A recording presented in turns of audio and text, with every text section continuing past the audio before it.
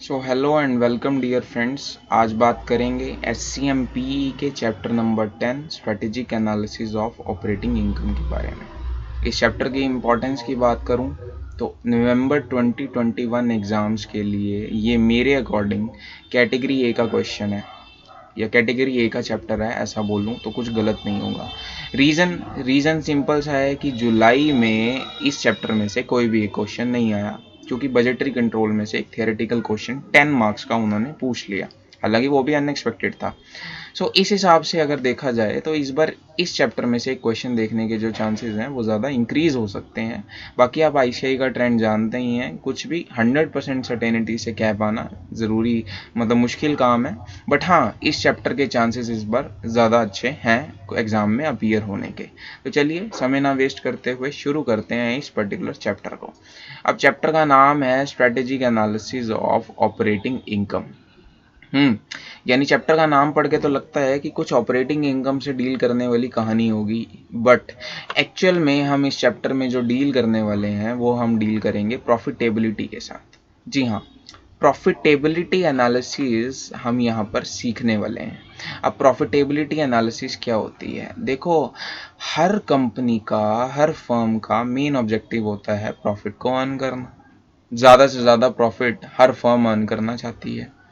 But last year के profits में और इस ईयर के प्रॉफिट्स में कुछ चेंज आया, तो उस चेंज को डीपली एनालाइज करना, उस चेंज के रीजंस को समझना और फिर करेक्टिव एक्शंस लेना, वो मेन काम होता है एक चार्टर्ड अकाउंटेंट का, एक कॉस्ट अकाउंटेंट का, और वो हम करना सीखेंगे इस पर्टिकुलर चैप्टर में।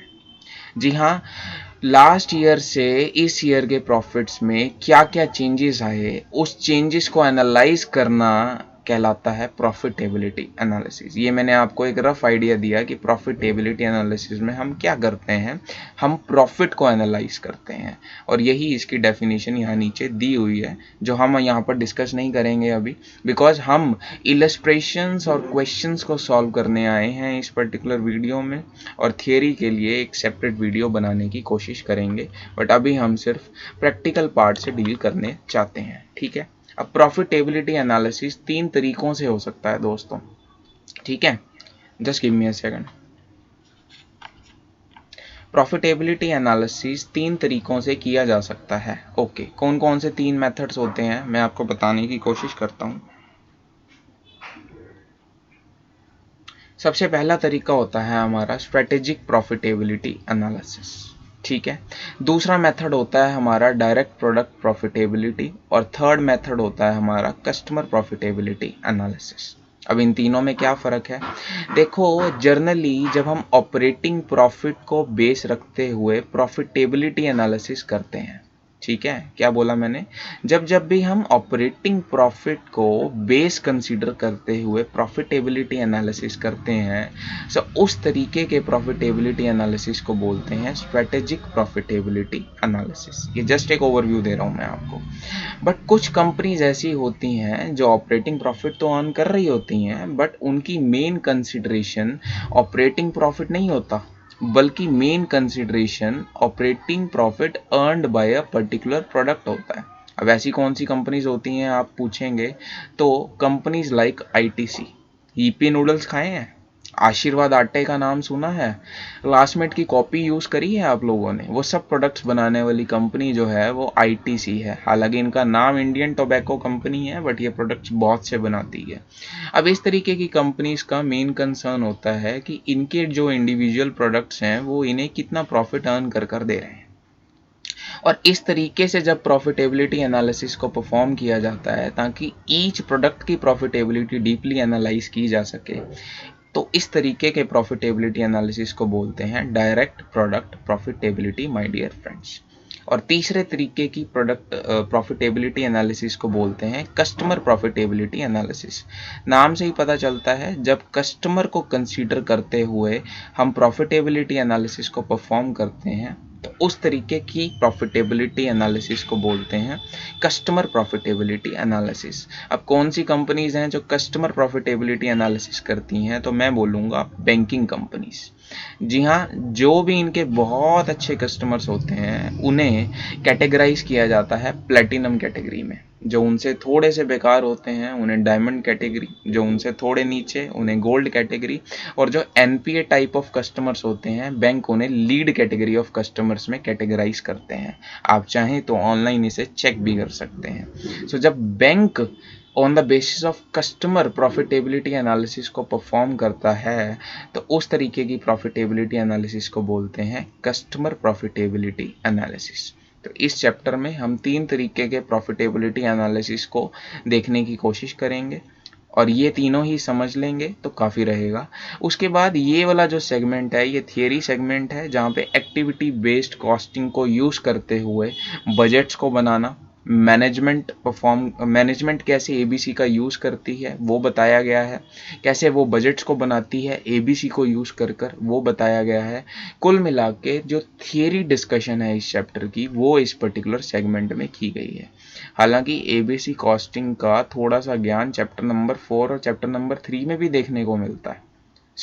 मिक्स कर कर हम बता सकते हैं कि एबीसी कॉस्टिंग क्या होती है, बट अभी के लिए हमारी डिस्कशन जो होगी वो इन 3 सेगमेंट से रिलेटेड होगी। पहला ये वाला, दूसरा ये वाला और तीसरा ये वाला। ठीक है, आइए शुरू करते हैं पहले टॉपिक के साथ। पहला टॉपिक हमारा आता है स्ट्रेटेजिक प्रॉफिटेबिलिटी एनालिसिस, यानी ऑपरेटिंग प्रॉफिट को कंसीडर करते हुए प्रॉफिटेबिलिटी एनालिसिस को परफॉर्म करना, जिसे हम बोलते हैं स्ट्रेटेजिक प्रॉफिटेबिलिटी एनालिसिस। अब इसका मैं थोड़ा सा ओवरव्यू दूंगा जो क्वेश्चन में समझने के लिए रेलेवेंट है, और उसके बाद हम सीधा सीधा सॉल्व करेंगे इलस्ट्रेशन नंबर 1। ठीक है, चलिए ध्यान से सुनना। देखो, हमने पढ़ा हुआ है कि प्रॉफिट अर्न करने की काफ़ी सारी स्ट्रेटेजीज होती हैं, हमने डिफरेंट चैप्टर्स में पढ़ा हुआ है। कौन कौन सी स्ट्रेटेजीज हो सकती हैं? एक स्ट्रेटेजी हमने पढ़ी हुई है कॉस्ट लीडरशिप स्ट्रेटेजी, जानते हैं ना, चैप्टर नंबर 1 में बहुत अच्छा ज्ञान दिया हुआ है इसके ऊपर। दूसरी स्ट्रेटेजी होती है हमारी प्रोडक्ट डिफरेंशिएशन स्ट्रेटेजी। ठीक है, प्रोडक्ट डिफरेंशिएशन को कौन फॉलो करता है, क्या आप बता पाएंगे? जी हाँ, एप्पल वो कंपनी है जो प्रोडक्ट डिफरेंशिएशन के लिए एक्सपर्ट मानी जाती है। और वहीं कॉस्ट लीडरशिप की बात करूं तो जियो जैसी कंपनीज हैं जो कॉस्ट लीडरशिप है मार्केट में एक्वायर करती हैं, इतना सस्ता सामान बेचते हैं कि दूसरी कंपनीज का तो भंटा डार हो जाता है। अभी आइडिया और वोडाफोन का सुना आपने, कुमार मंगलम बिरला जी ने रिजाइन कर दिया है। बहुत ज़्यादा ट्रबल में है इस टाइम आइडिया और वोडाफोन, अभी उसकी डीप में नहीं जा रहे, बट उस ट्रबल का ओरिजिन जियो ही है दोस्तों। चलिए, एनी हाउ, प्रॉफिट अर्न करने के लिए कुछ स्ट्रेटेजीज को अडॉप्ट किया जाता है कॉस्टिंग में, हमने समझा। पहली होती है कॉस्ट लीडरशिप, दूसरी होती है प्रोडक्ट डिफरेंशिएशन स्ट्रेटेजी। अच्छा, अगर कोई कंपनी के पास कोई स्पेसिफिक स्ट्रेटेजी नहीं है तो क्या वो प्रॉफिट अर्न नहीं कर रही होगी? कंपनी लाइक एयरटेल, ना ही उसके पास कॉस्ट लीडरशिप है, ना ही कोई प्रोडक्ट डिफरेंशिएशन है, यानी कुछ स्पेशल यूनिक फीचर भी नहीं है, तो क्या ऐसे में वो प्रॉफिट अर्न नहीं कर रही होगी? वो बिल्कुल अर्न कर रही होगी। और उसके प्रॉफिट्स का मेन रीज़न होगा ग्रोथ पोटेंशियल। वो आज की कंपनी नहीं है, बहुत पुरानी कंपनी है और उसका इतना स्ट्रॉन्ग ग्रोथ पोटेंशियल है कि एयरटेल अभी कहीं नहीं जाने वाली, चाहे जियो जितनी मर्जी कॉस्ट लीडरशिप का बेनिफिट ऑब्टेन करने की कोशिश करे। ठीक है, अब आपको ये समझना ज़रूरी है कि ये डिस्कशन मैंने क्यों की। स्ट्रेटेजिक प्रॉफिटेबिलिटी एनालिसिस कहता है कि ऑपरेटिंग प्रॉफिट में चेंज आ सकता है, और वो चेंज आने के 3 कारण हो सकते हैं।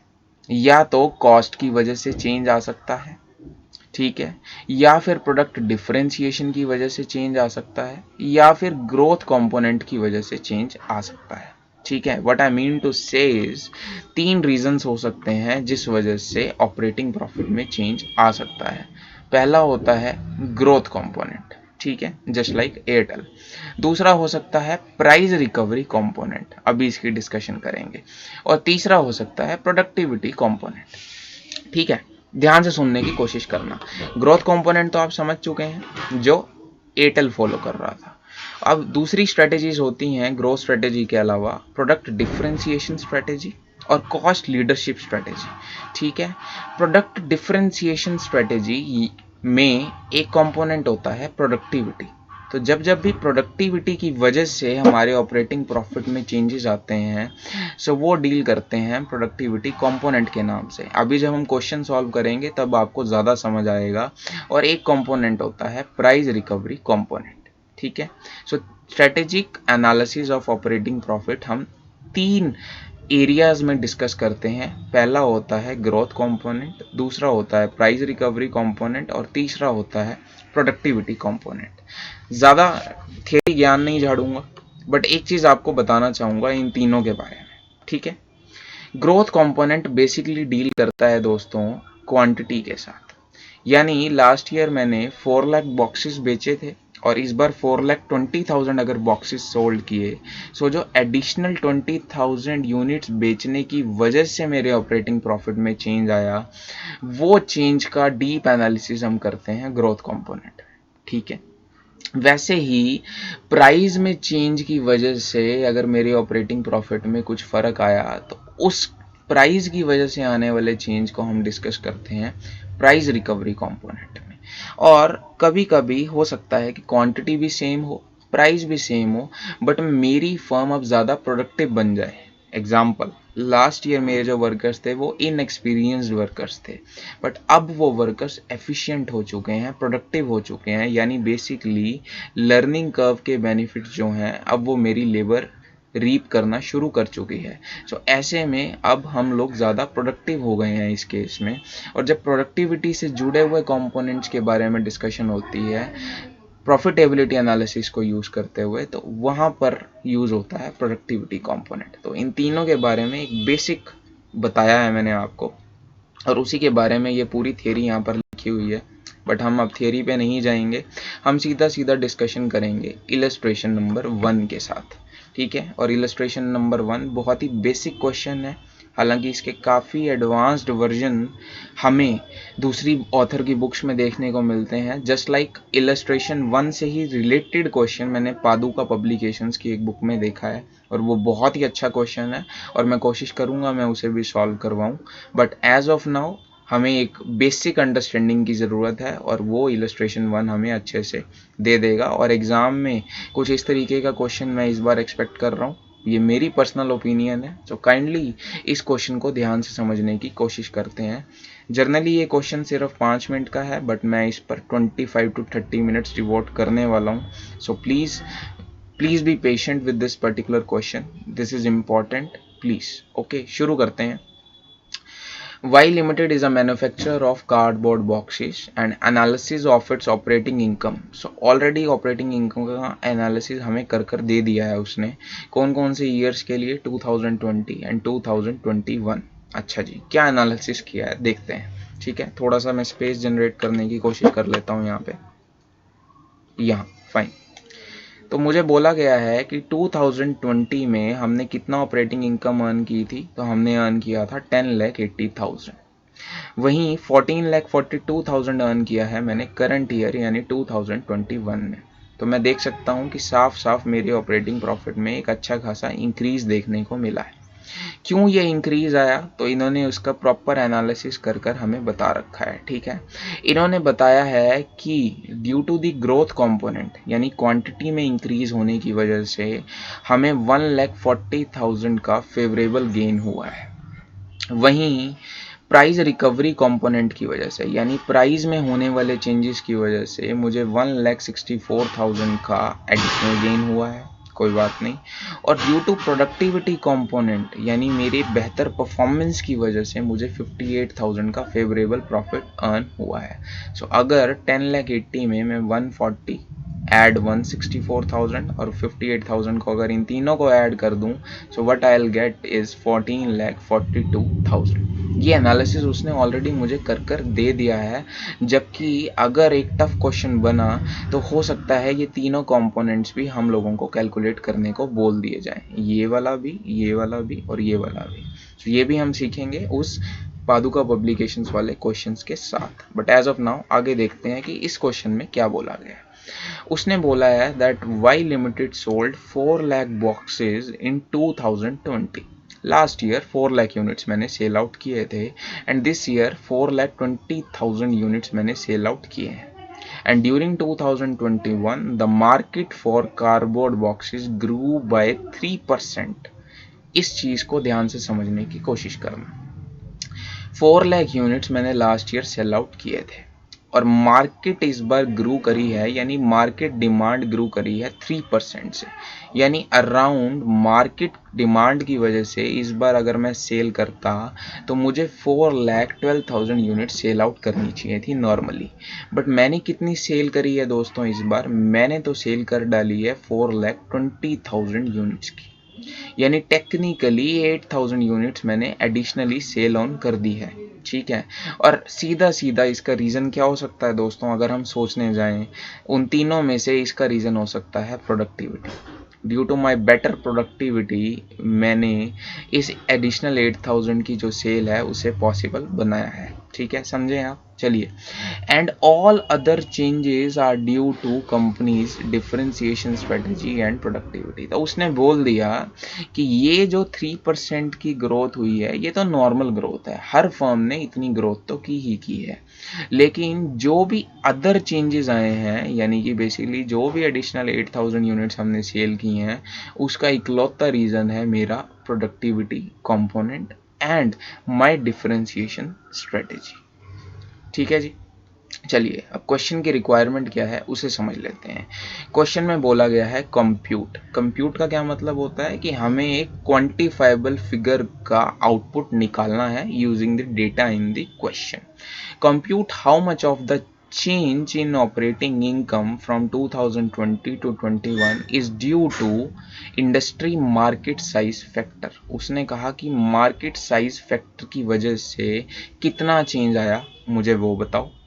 फिर उसने कहा कि प्रोडक्टिविटी की वजह से कितना चेंज आया वो बताओ, और लास्ट में वो कह रहा है कि प्रोडक्ट डिफरेंशिएशन स्ट्रेटजी की वजह से कितना चेंज आया वो बताओ, and also reconcile the profit. तो हमें एक रिकन्सिलिएशन स्टेटमेंट भी बनानी है दोस्तों। चलिए समय ना व्यर्थ करते हुए डिस्कशन को शुरू करते हैं। ठीक है, हालांकि रिकन्सिलिएशन स्टेटमेंट क्या होती है तो उसका ये फॉर्मेट दिया हुआ है जो आपको अच्छे से याद कर लेना चाहिए, बिकॉज रिकन्सिलिएशन स्टेटमेंट का, सिर्फ रिकन्सिलिएशन स्टेटमेंट बनाने का भी 6 मार्क का क्वेश्चन आ सकता है। सो कुछ नहीं करना, हमें operating profit of last year लेना है और उसमें कुछ एडिशंस करते हुए हमें operating profit of current year find out करना है। सो ये हम इस क्वेश्चन में करने भी वाले हैं। आइए समझने की कोशिश करते हैं without wasting much more time. So operating profit in 2020 मुझे कितना दिया हुआ है? 10,80,000 रुपीज़ का। और ऑपरेटिंग प्रॉफिट इन 2021 कितना है? 14,42,000 का। और बीच में मुझे 3 एडजस्टमेंट करनी है जो मुझे क्वेश्चन में बोली गई हैं। पहली एडजस्टमेंट है मार्केट साइज फैक्टर की वजह से, दूसरी है प्रोडक्टिविटी की वजह से, और तीसरी है प्रोडक्ट डिफरेंशिएशन की वजह से। सो सबसे पहले डिस्कशन मुझे करनी है मार्केट साइज फैक्टर की वजह से आने वाले चेंजेस के बारे में। सो आइए शुरू करते हैं, ये मैं लास्ट में यहाँ पे समझाने की कोशिश करता हूँ। देखो, मैंने कितनी एडिशनल यूनिट सेल की हैं? मैंने 20,000 यूनिट्स सेल की हैं। बट अगर मैं मार्केट साइज़ की वजह से चेंजेस देखूं तो सिर्फ 12 लाख यूनिट्स ही मुझे ऐड ऑन सेल करनी चाहिए थी। ठीक है, अब इस पर्टिकुलर फैक्टर की वजह से मैंने कितना एडिशनल प्रॉफिट अर्न किया है, यानी एडिशनल क्वांटिटी की वजह से मैंने कितना प्रॉफिट अर्न किया है यारों? मैंने 1,40,000 का प्रॉफिट अर्न किया है। क्या मैं बोल सकता हूँ कि आउट ऑफ दिस 1,40,000 का प्रॉफिट मेरा मार्केट साइज की वजह से कितना प्रॉफिट आया? तो ये मैं मल्टीप्लाई करूँगा 12,000 डिवाइडेड बाय में टोटल 20,000 यूनिट्स, और एक बार अगर मैं इसे कंप्यूट करूँ 140 मल्टीप्लाई बाय में 12,000 डिवाइडेड बाय में 20,000, ये आ जाता है 84,000। सो मार्केट साइज की वजह से कितना ऑपरेटिंग प्रॉफिट मैंने अर्न किया? 84,000 फेवरेबल चेंज यहाँ पर देखने को मिला। ठीक है, अब आप पूछेंगे कि ये जो एडिशनल 8,000 यूनिट्स हैं इसका इम्पैक्ट कहाँ पर देखने को मिलेगा? इसका इम्पैक्ट देखने को मिलेगा प्रोडक्ट डिफरेंशिएशन में। हमें क्वेश्चन में क्लियरली बोला हुआ है कि जो भी अदर चेंजेस आए हैं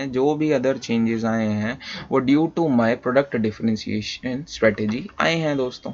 ठीक है, आउट ऑफ दिस 140 लाख का प्रॉफिट मुझे प्रोडक्ट डिफरेंशिएशन की वजह से कितना प्रॉफिट अर्न हुआ, तो वो मुझे आ जाएगा 140 इंटू 8,000 डिवाइड बाय में 20,000, तो ये मेरा आ जाएगा 56,000। ठीक है जी, तो मैं क्या बोल सकता हूँ? कि एडिशनल 8000 यूनिट्स की वजह से मुझे 56,000 रुपीज़ का एडिशनल ऑपरेटिंग इनकम अर्न करने को मिला है। और उसके अलावा स्पेसिफिकली प्रोडक्ट डिफरेंशिएशन स्ट्रेटजीज़ की वजह से मैंने कितना अर्न किया, तो स्पेसिफिकली भी मैंने 1,64,000 प्रॉफिट अर्न किया हुआ है, फेवरेबल कंपोनेंट। ठीक है, सो 56 in addition with 1,64,000 and the total will amount to 2,20,000। तो ये दो कंपोनेंट्स की डिस्कशन हमने कर ली है, 84,000 और 2,20,000 की डिस्कशन हमने कर ली है। अब लास्ट उसने पूछा गया कि प्रोडक्टिविटी की वजह से कितना चेंज आया। सो प्रोडक्टिविटी की वजह से चेंज आया है 58,000 का, और ये हमें क्वेश्चन में ही दिया हुआ है साफ साफ। यहाँ पर मुझे कुछ भी एडिशनल वर्किंग करने की ज़रूरत नहीं है, क्योंकि ये एनालिसिस हमें ऑलरेडी कर उसने दिया हुआ है। सो ये 58,000 का मेरा प्रॉफिट आया है प्रोडक्टिविटी की वजह से, और ये हमारी रिकंसिलिएशन स्टेटमेंट बिल्कुल रेडी हो गई है। अच्छा, इन्होंने कुछ वर्किंग करके दिखाई हुई है क्वेश्चन में, और वर्किंग कुछ और नहीं है, यही उन्होंने 20,000 एडिशनल यूनिट्स का बाइफर्केशन करके दिखाया हुआ है। 84,000 यहाँ पर आया है, और वैसे ही इन्होंने प्रोडक्टिविटी की वजह से एक वर्किंग नोट दिया है, और लास्ट में इन्होंने प्रोडक्ट डिफरेंशिएशन की वजह से 56 एंड इन एडिशन टू, ये कितना डिफरेंस आ जाएगा दोस्तों, अगर आप निकालेंगे ये आ जाएगा 1,64,000 जो हमने अपने क्वेश्चन में किया। सो यहाँ पर डिस्कशन डन होती है मेरी इलस्ट्रेशन नंबर 1 की, और अब आप समझ चुके हैं कि क्वेश्चन में वो आपको कुछ फैक्टर्स देगा, और उन फैक्टर्स के बेस पर आपको बोल सकता है प्रॉफिटेबिलिटी एनालिसिस करने के लिए। ठीक है, इस पर्टिकुलर क्वेश्चन में उसने मार्केट साइज पर कंसिडरेशन दिया था, प्रोडक्टिविटी पे कंसिडरेशन दिया था, बट अदर फैक्टर्स भी कभी कभी पूछे जा सकते हैं। अदर फैक्टर्स क्या हो सकते हैं दोस्तों, तो अदर फैक्टर्स के लिए हम करेंगे नेक्स्ट क्वेश्चन नंबर 1 पादुका पब्लिकेशन से इस वीडियो के नेक्स्ट में। ठीक है, तब तक के लिए thank you. Illustration number 1 done होता है यहाँ पे दोस्तों। चलिए डिस्कशन करते हैं क्वेश्चन नंबर 2 की, जो बेस्ड है प्रॉफिटेबिलिटी एनालिसिस के ऊपर। ठीक है, क्वेश्चन ज़्यादा इजी है, हाँ टफ नहीं है, ज़्यादा इजी है। ABC airlines has 2 divisions and both are acting as profit centres. ठीक है, ABC एयरलाइंस की 2 डिविजन्स हैं, एक कार्गो डिवीजन और एक है passenger division my dear friends. उसके बाद दोनों ही डिविजन्स का कुछ डेटा दिया हुआ है, एक बार स्टडी कर लेते हैं। पर number of personnel training, cargo division वाले 200 पर्सन्स को ट्रेनिंग देते हैं, जबकि पैसेंजर डिवीजन वालों ने 800 पीपल को ट्रेनिंग दी हुई है। कोई बात नहीं। Number of flights, cargo division वाले 350 फ्लाइट्स पर्टिकुलर पीरियड में, यानी कि ईयर एंडेड 31 मार्च 2021 में 350 फ्लाइट्स इन्होंने ऑपरेट की हैं, जबकि पैसेंजर डिवीजन वालों ने 250 फ्लाइट्स ऑपरेट की हैं। ठीक है, now number of reservations requested, cargo division reservation base पर काम नहीं करता, रिजर्वेशन सिर्फ पैसेंजर्स यूज़ करते हैं, और 7,000 रिजर्वेशंस जो हैं उसकी रिक्वेस्ट पैसेंजर डिवीजन को रिक्वेस्ट की गई थी। ओके, फाइनली दोनों का रेवेन्यू, एक इंटरेस्टिंग पॉइंट, दोनों का रेवेन्यू 42 लाख ईच है दोस्तों। ओके फाइन, और टोटल रेवेन्यू है 84 लाख का। Operating expenses excluding service department charges, यानी इन तीन ही खर्चों को छोड़कर बाकी के जो खर्चे हैं उनके बारे में बात की गई है। ऑपरेटिंग एक्सपेंसेस 36 लाख के हैं कार्गो डिवीजन के, जबकि पैसेंजर डिवीजन में 28,50,000 के एक्सपेंसेस इंकर हुए हैं। उसके बाद सर्विस डिपार्टमेंट चार्जेस को एलोकेट किया गया है इन दोनों डिविजन्स में। सो ट्रेनिंग में, अच्छा अब ये ध्यान से समझना, ट्रेनिंग में टोटल एक्सपेंस आया है 6,40,000 का, और वो मैंने दोनों डिविजन्स में एलोकेट कर दिया है बराबर से। अब आप ही मुझे एक बात बताइए यार, कार्गो डिवीजन वाला 200 पीपल को ट्रेनिंग दे रहा है, जबकि पैसेंजर डिवीजन वाला 800 पीपल को ट्रेनिंग दे रहा है, तो फिर ये जो 640 की टोटल कॉस्ट है, इसका एलोकेशन तो 200:800 में होना चाहिए, बट इन्होंने बराबर बराबर बांट दिया। गलत, बिल्कुल गलत। चलिए आगे बात करते हैं।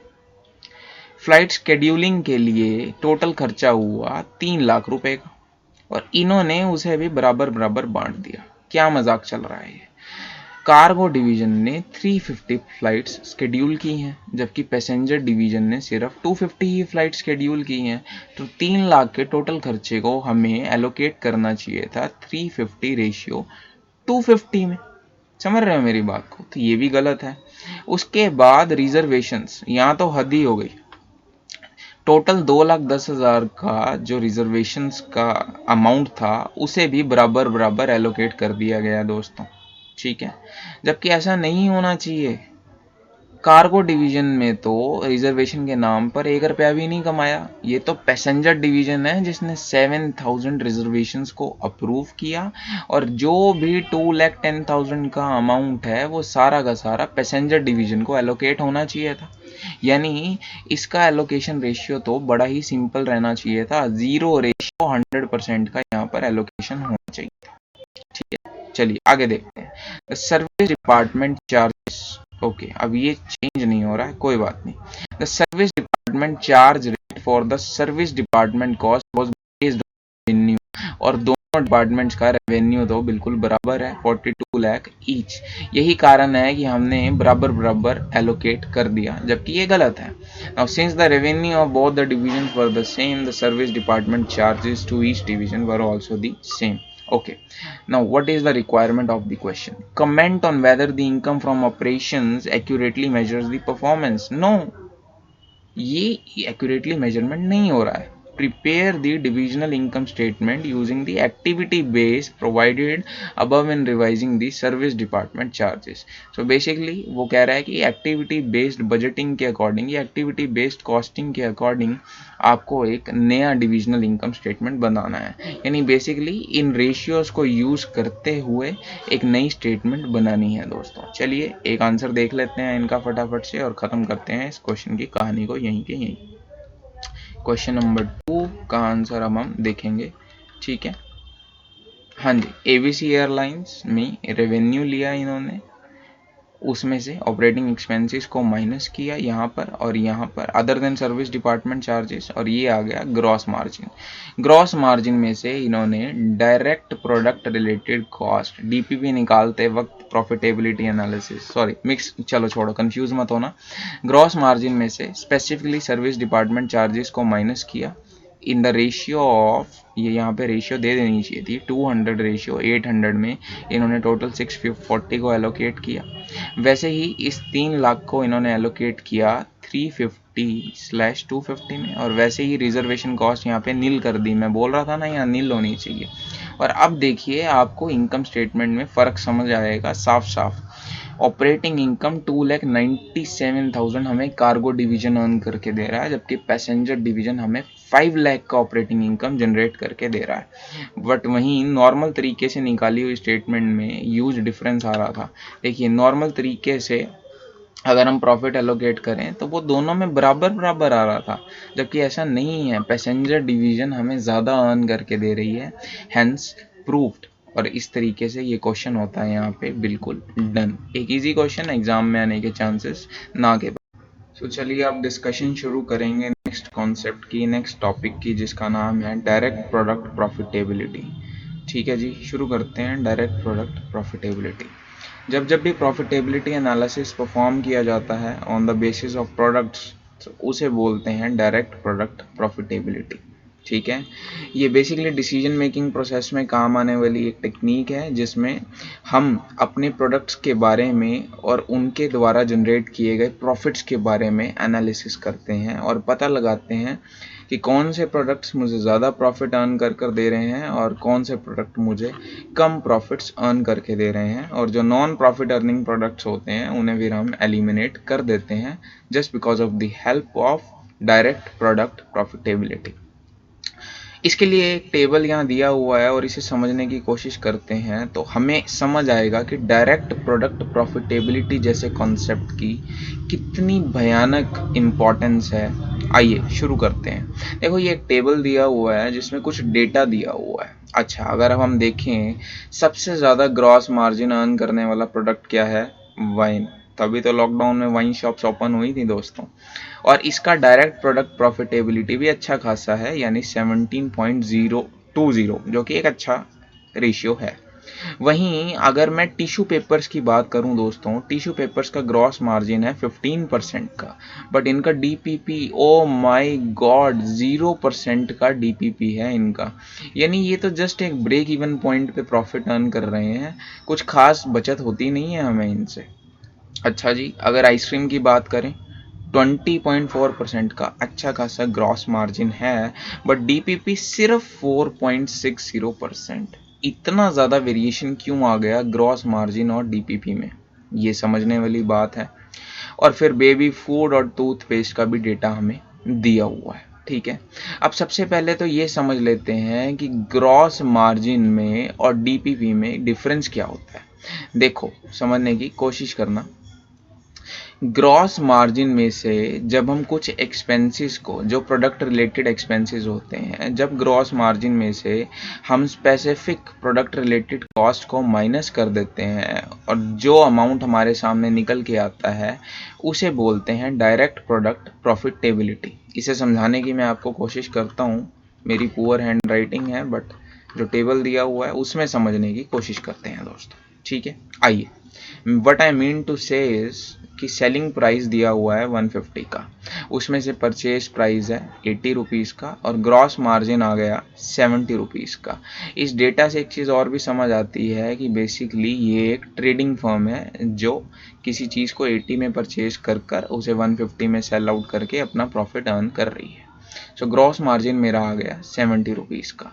बट अब मैंने जब इसमें से डायरेक्ट प्रोडक्ट रिलेटेड कॉस्ट को माइनस किया तो मेरा क्या आउटपुट निकल कर आया, उस आउटपुट को बोलते हैं डायरेक्ट प्रोडक्ट प्रॉफिट, जो मेरे केस में आया हुआ है 14 रुपीज़ का। यानी ग्रॉस मार्जिन मेरा 70 रुपीज़ का है, बट डीपीपी जब मैंने निकाला तो वो सिर्फ 14 रुपीज़ का है, बिकॉज उसमें 3 मेजर कॉस्ट मैंने कंसीडर करी। पहली वेयर हाउस कॉस्ट, दूसरी ट्रांसपोर्ट कॉस्ट और तीसरी स्टोर कॉस्ट। अब एक चीज़ आपको बता दूं, आप कहेंगे वेयर हाउस कॉस्ट और स्टोर कॉस्ट तो एक ही बात होती है, दोनों ही स्टोरेज की कॉस्ट हैं। जी नहीं, यहाँ पर वेयर हाउस कॉस्ट का मतलब बिल्कुल वही है जो आप समझ रहे हैं कि वेयर हाउस में रखने के लिए जो भी हमें कॉस्ट इंकर होती है, जो भी रेंट इंकर होता है, लेबर इंकर होती है, वो वेयर हाउस कॉस्ट है, बिल्कुल सही। स्टोर कॉस्ट से यहाँ पर मेरा मतलब है जो रिटेल स्टोर्स हैं हमारे, वहाँ पर स्टोर कर कर रखने के लिए जो खर्चा होता है वो इंक्लूड होता है स्टोर कॉस्ट में। यानी बाटा है, बाटा हर सिटी में, ये एक्चुअल एग्जांपल दे रहा हूँ मैं आपको, बाटा हर सिटी में, हर डिस्ट्रिक्ट में अपना एक सेंट्रलाइज्ड वेयर हाउस बनाकर रखता है। यानी आप कह सकते हो कि बाटा का एक सेंट्रलाइज्ड वेयर हाउस होता है किसी भी डिस्ट्रिक्ट में, और फिर उस डिस्ट्रिक्ट में मल्टीपल स्टोर्स वो ओपन करके रखता है, स्टोर 1, स्टोर 2, स्टोर 3, और इस सेंट्रलाइज्ड वेयर हाउस से सभी स्टोर्स में वो डिलीवरी पहुंचाता है। सो यहाँ पर सेंट्रलाइज्ड वेयर हाउस में प्रोडक्ट को रखने की जो कॉस्ट होती है वो हमारी वेयर हाउस कॉस्ट कहलाती है। बट यहाँ स्टोर्स में भी प्रोडक्ट आते ही एकदम से बिक थोड़ी जाते हैं, काफ़ी समय के लिए हमें रिटेल स्टोर्स में भी प्रोडक्ट को स्टोर करके रखना होता है, और उस तरीके की कॉस्ट को बोलते हैं store cost my dear friends. और ये जो बीच में ट्रक के थ्रू मैंने ट्रांसफ़र किया है वेयर हाउस से स्टोर्स में, उस तरीके की कॉस्ट को बोलते हैं ट्रांसपोर्ट कॉस्ट। तो जब भी ग्रॉस मार्जिन में से मैं डायरेक्ट प्रोडक्ट रिलेटेड कॉस्ट को सब्ट्रैक्ट कर देता हूं तो मेरा आ जाता है direct product profit. I hope अब आप समझ चुके हैं कि प्रॉफिट कैसे निकलता है। अब इंपॉर्टेंस की बात कर रहे थे तो थोड़ा सा एनालिसिस और करता हूं इस डेटा का जिसकी डिस्कशन हमने शुरू की थी दोस्तों। देखो, आइसक्रीम में ग्रॉस मार्जिन है 20.4% का, जबकि डीपीपी मार्जिन है सिर्फ 4.6% का। इसका रीज़न क्या हो सकता है? इसका रीज़न हो सकता है रेफ्रिजरेशन। आइसक्रीम को रेफ्रिजरेटेड कंडीशंस में रखना होता है दोस्तों, अगर इसे ठंडा करके नहीं रखेंगे तो ख़राब हो जाएगी, और रेफ्रिजरेशन की कॉस्ट जो है वो बहुत अच्छी खासी सिग्निफिकेंट कॉस्ट होती है। और यही रीज़न है कि आइसक्रीम में ग्रॉस मार्जिन अच्छा होने के बावजूद डीपीपी जो है वो बहुत कम आता है। वहीं पेपर टिश्यूज़ की बात करता हूँ दोस्तों, 15.7% का अच्छा खासा मार्जिन है। भाई पेपर को बेच रहे हैं तो मार्जिन तो अच्छा होगा, बट इसका डीपीपी बहुत कम, यहाँ तो ज़ीरो ही आया हुआ है। तो ऐसा क्यों होगा दोस्तों? इसका सिंपल सा कारण है ह्यूज स्टोरेज कॉस्ट। छोटा सा टिश्यू पेपर का अगर पैकेट भी हो तो उसकी स्टोरेज कॉस्ट बहुत ज़्यादा होती है, क्योंकि वो स्पेस बहुत ज़्यादा ऑक्यूपाई करता है। यानी आप, आई होप आप समझ पा रहे हैं मैं क्या बोलना चाह रहा हूँ। So due to huge storage cost, paper tissues में बचता कुछ नहीं है स्टोर्स को। तभी आप देखेंगे कि जब भी आप सुपर मॉल या फिर डी मार्ट या वी मार्ट में जाते हैं तो वहाँ पर आपको बिल्कुल सामने फ्रंट रो में कभी पेपर टिश्यूज़ नहीं रखे हुए मिलेंगे। वो हमें नीचे सीढ़ियों से उतर कर कोने में जाकर लेना पड़ता है पैकेट। कभी सोचा है ऐसा क्यों है? क्योंकि इनका प्रॉफिट कुछ खास नहीं होता, इसलिए इन्हें कभी भी रेयरली आप देखेंगे कि बिल्कुल फ्रंट में इन्हें रखा गया है। तो आप ये भी बोल सकते हैं कि क्यों ना फिर हम इन्हें बेचना ही बंद कर दें। जब डीपीपी आ ही नहीं रहा, कोई स्पेसिफिक प्रॉफिट हम अर्न कर ही नहीं रहे पेपर टिश्यूज से, तो छोड़ो ना, क्यों सिरदर्दी लेनी, इनको बेचते ही नहीं है। लेकिन ऐसे तो फिर कस्टमर ही नहीं आएगा ना। सोचो डी मार्ट में आप जा रहे हो और वहाँ पे आपको पेपर टिश्यू जैसी बेसिक चीज़ नहीं मिल रही, कितनी नेगेटिव पब्लिसिटी हो जाएगी। सो डी मार्ट को पेपर टिश्यू रखने जरूरी है, चाहे वो प्रॉफिट अर्न करें या ना करें। I hope you got my point. ठीक है, और ये कैसे पता चला? Just because of the help of DPP हमें पता चला कि एक्चुअल में पेपर टिश्यूज से हमें प्रॉफिट तो नहीं हो रहा, but to retain our customer ये रखना भी ज़रूरी है। सिमिलरली वाइन, अब लास्ट डिस्कशन वाइन पे करता हूँ, वैसे करना नहीं चाहता था बट करता हूँ। वाइन पर 45.3% का हैवी ग्रॉस मार्जिन मैं कर रहा हूँ, बट डीपीपी मेरा बहुत कम है। मतलब अगर मैं गैप देखूँ तो एक अच्छा खासा गैप है। क्यों? यहाँ पर भी फैक्टर प्ले करता है स्टोरेज कॉस्ट का। बनने में दोस्तों साइंटिफिकली प्रूवन है कि बहुत समय लग जाता है। जितनी पुरानी शराब होगी उतना ज़्यादा अच्छा स्वाद आएगा, ऐसा शराबी बोलते हैं, मुझे नहीं पता। लेकिन ये स्टोरेज क्योंकि बहुत समय के लिए हमें करनी पड़ती है, यही रीज़न है दोस्तों कि जो डीपीपी मार्जिन है वो वाइन जैसे प्रोडक्ट का काफ़ी कम होता है। चलिए, हमने अच्छे डिस्कशन कर ली है और अब सीधा हम डिस्कस कर सकते हैं इलस्ट्रेशन नंबर 2, मोस्ट इम्पॉर्टेंट।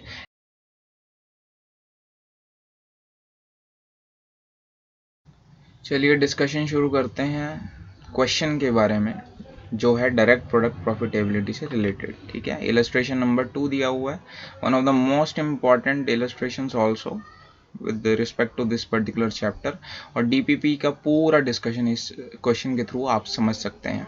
सो JIL जिज्ञासा India limited has 30 retail stores of uniform sizes, fruity and sweety retails.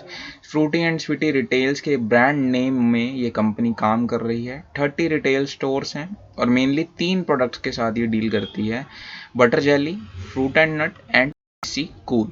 Now, JIL maintains stocks for all retail stores in a centralized warehouse। तो एक centralized warehouse इन्होंने बना रखा है, और जैसे जैसे इन्हें रिक्वेस्ट ऑफ रिक्वेजिशन आती है रिटेल स्टोर से, ये प्रोडक्ट्स को ट्रांसफ़र कर देते हैं। ठीक है, तो अभी तक हमें क्या समझ आया है इस क्वेश्चन में कि इस कंपनी का एक सेंट्रलाइज्ड वेयर हाउस है और उसके बाद इन्होंने स्टोर्स बना रखे हैं, और जैसे ही स्टोर से रिक्वेजिशन आती है ये उन स्टोर्स में प्रोडक्ट को ट्रांसफ़र कर देते हैं। Okay fine. Now goods are transported to the stores through 2 types of vans. एक है नॉर्मल वैन और एक है इनकी रेफ्रिजरेटेड वैन। जनरली आइसक्रीम्स को रेफ्रिजरेटेड वैन्स में रखा जाता होगा और नॉर्मल प्रोडक्ट को नॉर्मल वैन्स के थ्रू ट्रांसफ़र किया जाता होगा, इतना पढ़ के समझ आता है। Okay, finally cost per month of JIL हमें दिया हुआ है, पर मंथ बेसिस पे है, बट यहाँ पर एक चीज़ बस ध्यान रख लेना, एग्जाम में ये इंपॉर्टेंट हो जाता है। कॉस्ट पर मंथ क्या क्या दिया हुआ है, तो हमें वेयर हाउस रिलेटेड कॉस्ट दी हुई है, okay, head office related cost दी हुई है, and at the same time हमें रिटेल स्टोर कॉस्ट दे रखी है। अब इन तीनों कॉस्ट के बारे में थोड़ी सी बात कर लेते हैं। देखो, वेयर हाउस कॉस्ट में 3 कॉस्ट दी हुई हैं, बट सबसे ज़्यादा प्रपोर्शन में इंकर होने वाली कॉस्ट है 1,52,000, जो हो रही है रेफ्रिजरेशन के चलते। वैसे ही रिटेल स्टोर में भी यही सेम ट्रेंड फॉलो हुआ है। 1,09,000 की कॉस्ट इंकर हो रही है ऑन द रेफ्रिजरेशन, एंड बाकी 2 पर थोड़ी सी कम कॉस्ट इंकर हो रही है। और थर्ड टाइप ऑफ कॉस्ट हमें दी हुई है हेड ऑफिस की कॉस्ट। ये जर्नली हमारी सैलरी को कॉन्स्टिट्यूट करती है और ऑफिस एडमिनिस्ट्रेशन एक्सपेंसेस हमें यहाँ पर दिए हुए हैं। सो 3 तरीके के एक्सपेंसेस हमें दिए हुए हैं, वेयर हाउस का, हेड ऑफिस का और रिटेल कॉस्ट का। अब एक चीज़ मैं मानता हूँ आपको पता होनी चाहिए कि वेयर हाउस में और स्टोर रिलेटेड कॉस्ट में क्या फ़र्क है, ठीक है, वो आप समझते हैं।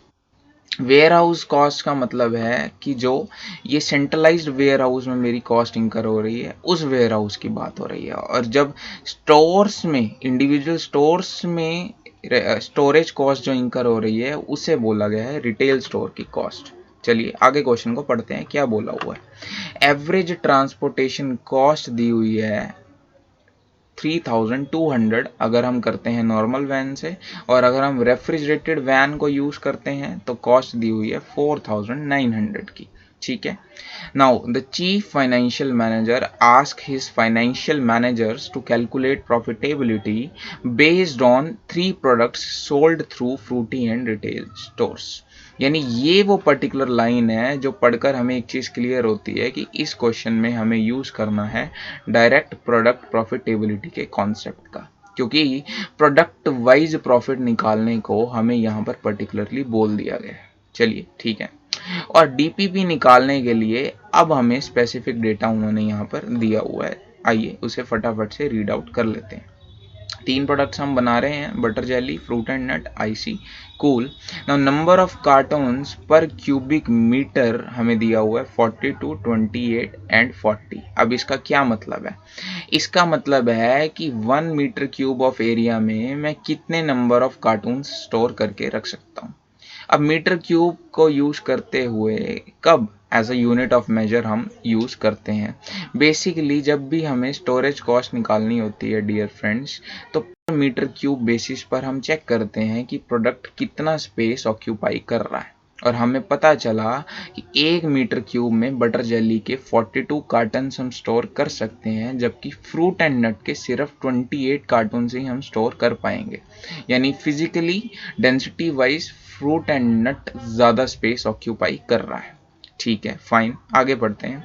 नंबर ऑफ आइटम्स पर कार्टून्स, एक कार्टन में कितने आइटम्स हैं? सो बटर एंड जेली एक कार्टन में 300 यूनिट्स हम स्टोर कर लेते हैं, जबकि फ्रूट एंड नट के सिर्फ 144 और आईसी कूल के तो उससे भी कम, सिर्फ 72 यूनिट्स ही हम स्टोर कर पाते हैं। अगर पर मीटर क्यूब मुझे यूनिट बोलना हो, यानी यूनिट टर्म्स में डिटरमाइन करना हो, तो बटर जेली की अगर मैं बात करता हूँ, यहाँ पे बटर जेली जो मेरा प्रोडक्ट है वो 1 मीटर क्यूब में कितने यूनिट्स में स्टोर कर लेता हूँ। 42 कार्टून्स इंटू 300 यूनिट पर कार्टून्स कितना आ जाएगा मेरा, 42 इंटू 300, तो ये आ जाएगा मेरा 12,600।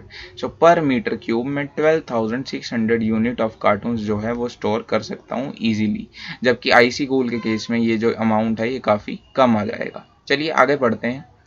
Time in warehouse, warehouse में कितना टाइम स्पेंड करता है एक प्रोडक्ट? तो बटर जेली 1 मंथ स्पेंड करता है, जबकि आईसी कूल सिर्फ 0.5 स्पेंड करता है। यानी आईसी कूल की डिमांड ज़्यादा है, पढ़ने से ऐसा लगता है। वैसे ही रिटेल स्टोर्स में बटर जेली 1 मंथ स्पेंड करता है, जबकि आईसी कूल भी 1 मंथ स्पेंड करता है, और fruit and nut 2 month spend करता है। यानी फ्रूट एंड नट की जो डिमांड है वो थोड़ी सी कम है, ऐसा पढ़ के लगता है। उसके बाद हमें सेलिंग प्राइस और परचेज प्राइस दिया हुआ है, जिसको यूज़ करके हम निकाल लेंगे इजीली अपना ग्रॉस मार्जिन। और फिर आपको डीपीपी निकालना तो आता ही है यारों।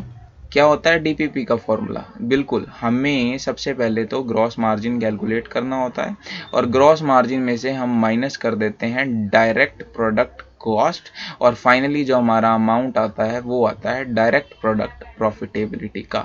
और फिर हम लेते हैं decisions on the basis of DPP.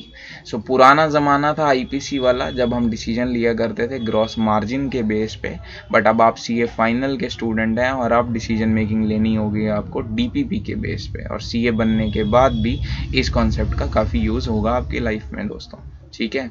Okay आगे बात करते हैं। Butter jelly and icy cool are required to be kept under refrigerated conditions. Okay समझना, ये एक अच्छा इन्फॉर्मेशन दिया हुआ है।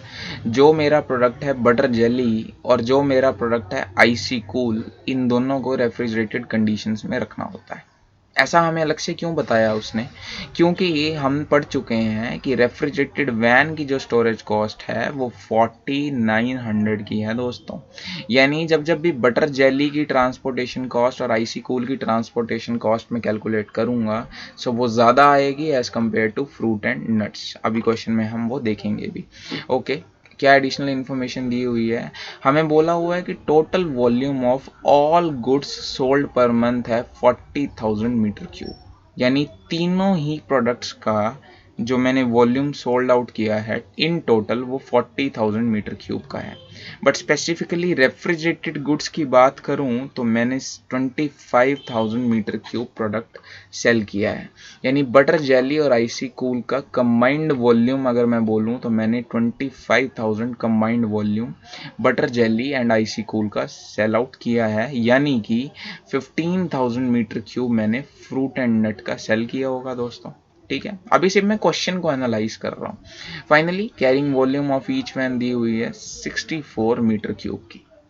यानी सुनना, अब ध्यान से सुनना, अगर मैं 64 मीटर क्यूब एक ट्रिप में कैरी कर सकता हूँ, सो नॉर्मल वैन की मेरी कॉस्ट क्या आ जाएगी? 3200 डिवाइड बाय में 64 पर मीटर क्यूब, सो 50 रुपीज़ पर ट्रिप मेरी जो है वो कॉस्ट आ जाएगी मुझे नॉर्मल वैन की। और वहीं पर रेफ्रिजरेटेड वैन की बात करूं तो 4900 डिवाइड बाय में 64, ये आ जाएगा अराउंड 77। अगर मैं राउंड ऑफ करके बात करूं, अराउंड 77 पर ट्रिप मुझे कॉस्ट आ जाएगी अगर मैं रेफ्रिजरेटेड वैन का यूज़ करता हूं। ठीक है, तो एक चीज़ तो कंफर्म है कि फ्रूट एंड नट्स का डीपीपी ज़्यादा आने के चांसेस लग रहे हैं मुझे। ठीक है, क्योंकि इसमें रेफ्रिजरेशन कॉस्ट नहीं करवाने वाली। एनी हाउ, लास्ट में उसने बोल दिया कि calculate the DPP, calculate the profit per unit using the DPP method. ठीक है, तो डीपीपी हम कैसे निकालते हैं? मैंने बताया ग्रॉस मार्जिन में से डायरेक्ट प्रोडक्ट कॉस्ट को हमें माइनस करना होता है। सो आइए शुरू करते हैं। ये स्टेटमेंट का फॉर्मेट अच्छे से देख लीजिएगा, एग्जाम में यही बनाने के मार्क्स मिलते हैं। सेलिंग प्राइस में से परचेज प्राइस को हमने माइनस किया और मेरे ग्रॉस प्रॉफिट आ गए दोस्तों रिस्पेक्टिवली। और ग्रॉस प्रॉफिट में से डायरेक्ट प्रोडक्ट कॉस्ट को मैं कर दूंगा minus, and I will get in return my direct product profit. चलिए शुरू करते हैं। सबसे पहली कॉस्ट आ रही है warehouse cost per metre cube, और वो आ रही है 7.46, 2.07 और 3.73। अब ये कैसे कैलकुलेट हुई, आइए समझने की कोशिश करते हैं। वेयर हाउस रिलेटेड कॉस्ट दोस्तों, देखिए इन्होंने कॉस्ट को बाइफरकेट कर लिया है।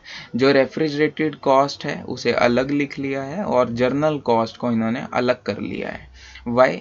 बिकॉज जो जर्नल कॉस्ट है उसे पर मीटर क्यूब बेसिस पे निकालने के लिए मैं डिवाइड करूंगा 40,000 मीटर क्यूब से, जबकि रेफ्रिजरेटेड गुड्स मैंने कितना वॉल्यूम सेल किया है? 25,000 मीटर क्यूब का। So cost per metre cube per month मेरा आ जाएगा 1.38। कैसे? और 6.08। अब ये कैसे आया? जब मैं 1,52,000 की टोटल कॉस्ट को टोटल वॉल्यूम पर मीटर क्यूब से डिवाइड कर दूंगा, what I will get in return is 6.08। Similarly जब 55,000 को 40,000 से डिवाइड करूंगा, आई विल गेट 1.38। अब इन दोनों को अलग अलग निकालने का मतलब क्या है?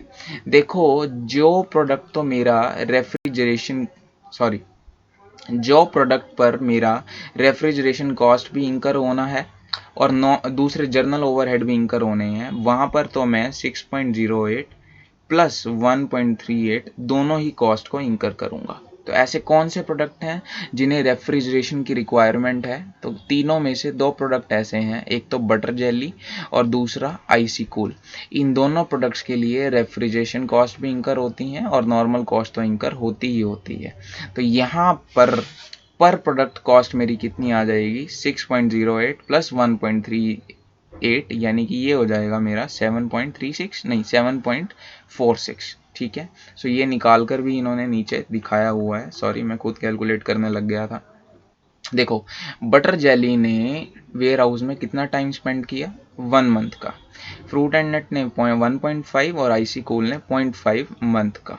अब कॉस्ट पर मीटर क्यूब हमने निकाली हुई है।